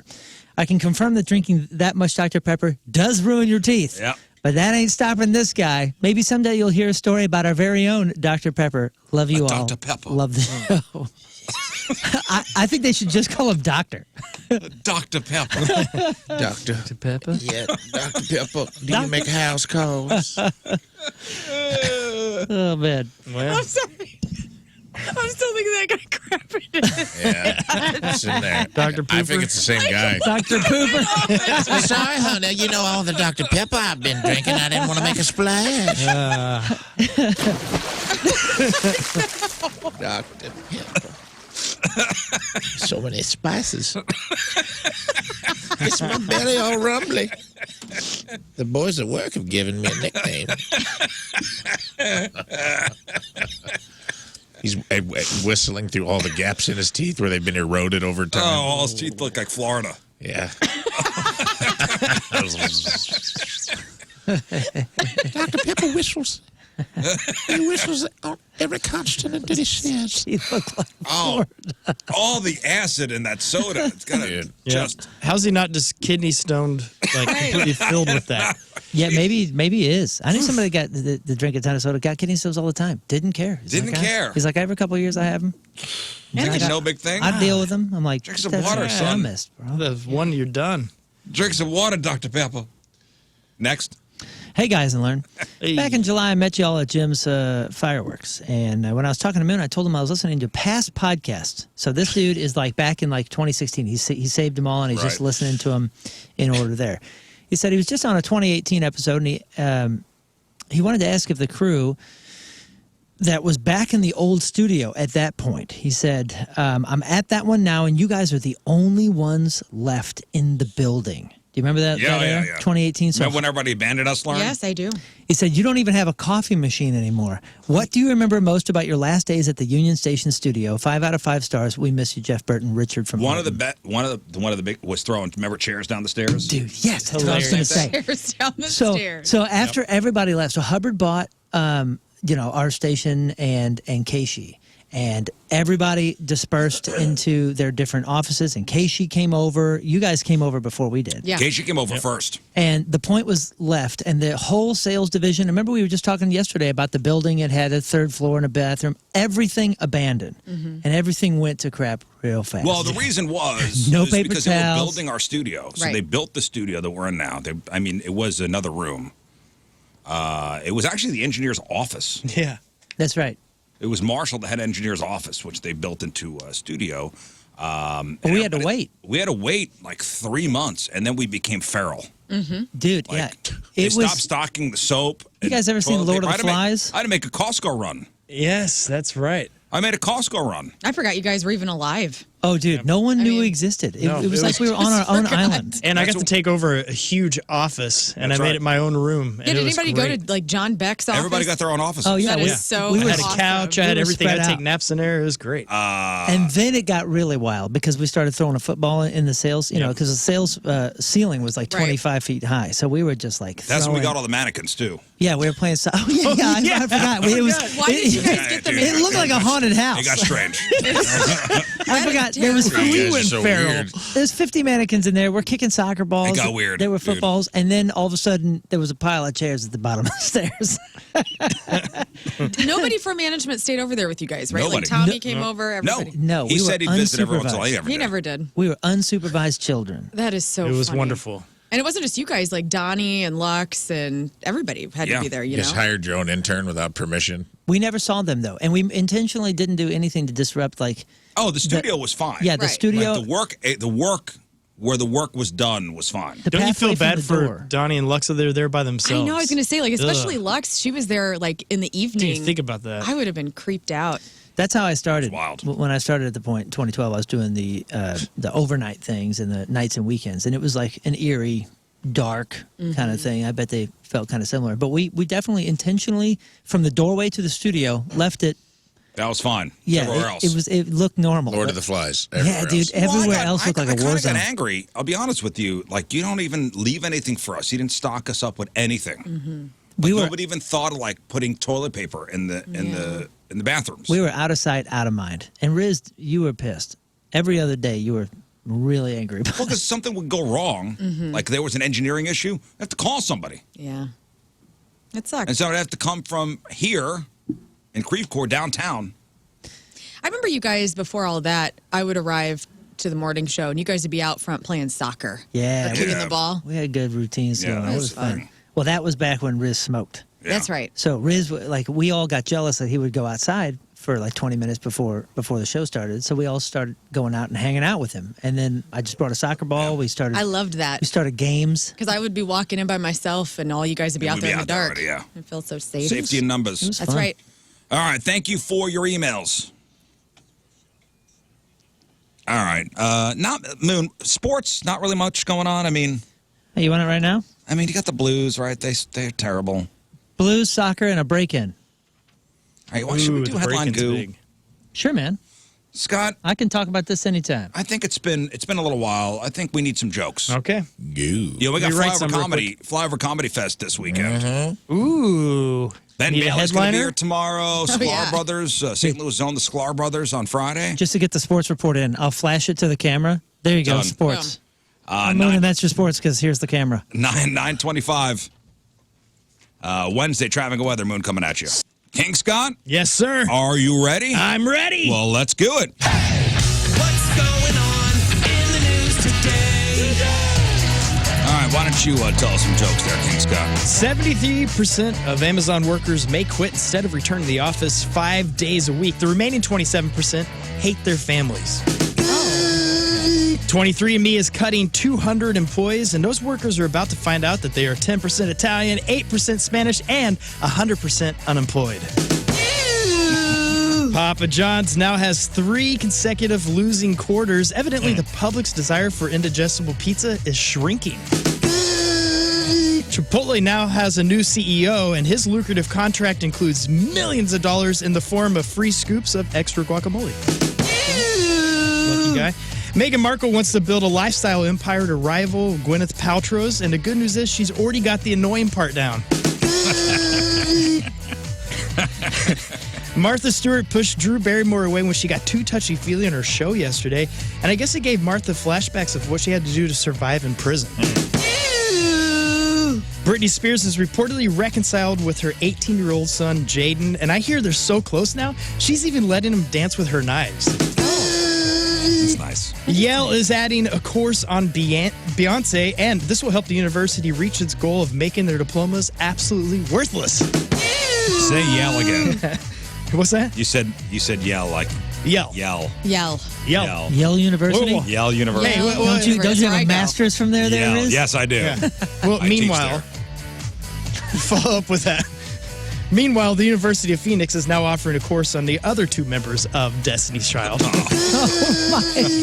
That's cool, huh? Oh, my goodness. Today is National Hug and Musician Day, or as it's also known, National Nobody Hug Corey Feldman Day. Dude, Love you're that guy. on fire today. You've been saving these? I just wrote them up, Golly. man. Denzel Washington will star in Black Panther 3, which tells me that Wakanda has a senior center. Wakanda forever. Really cool. Aren't you a tenured professor at Yale University? Yale, there, Riz? yes. Yeah. And finally, Whoopi Goldberg turned 69 today, and hopefully this is the last time anyone hears Whoopi Goldberg and 69 in the same sentence. Yes. May the goo be with you. Yes, King Scott, yes. That was good. I'm imagining the villages at Wakanda. All right, thank you, Scott. All right, we'll take one final break. We'll come back, wrap her up. That is it for us. Thank you all for tuning in. Make sure you check out the clip of the day brought to you by Michael's Flooring. Moon, what is today's podcast title? Oh, well, back to the come and go. Okay. There it is. Mm-hmm. All right, Moon, what do you got? Dude, I'm so excited. We just announced that we are releasing the Misfit Machine. That's the band that puts on Punk Rock Christmas and Punk Rock Disney. We are releasing a full-on EP this Friday. This Friday. So Thursday at midnight, this Friday, the Punk Rock Christmas Volume 1 from the Misfit Machine will release. It has 3 new songs, 2 new originals. I think you're going to love them. Videos also hit for those on Friday. So if you could follow the YouTube, I think it was shared on the socials yesterday, the Rizzuto socials. Misfit Machine on YouTube and on Instagram and on Spotify. I'm very, very excited. Obviously, it's in anticipation for our December 7th Punk Rock Christmas show at the Pageant. Tickets available at thepageant.com. All right, Learn. You can follow me at Learn versus Radio on all the socials. My life is fun sometimes. And I just actually released a couple of new 2025 dates from a cover band, Lane Narrows. So check those out. All Thanks. right. Rafe. I am Rafe Williams on the socials, and Flyover Comedy Fest this weekend starting tomorrow in the Grove. Check out flyovercomedyfest.com. A lot of individual show tickets left. Wristbands are sold out. There were 500 wristbands. It's going to be a fun weekend in the Grove. Come hang out and come see shows. I believe, Scott, please prepare the 6th timer certificate for Ben Bailey tomorrow. Holy smokes, you're right. He's a 6th timer. Okay. That's going to be a new one. He's already got the sequin jacket.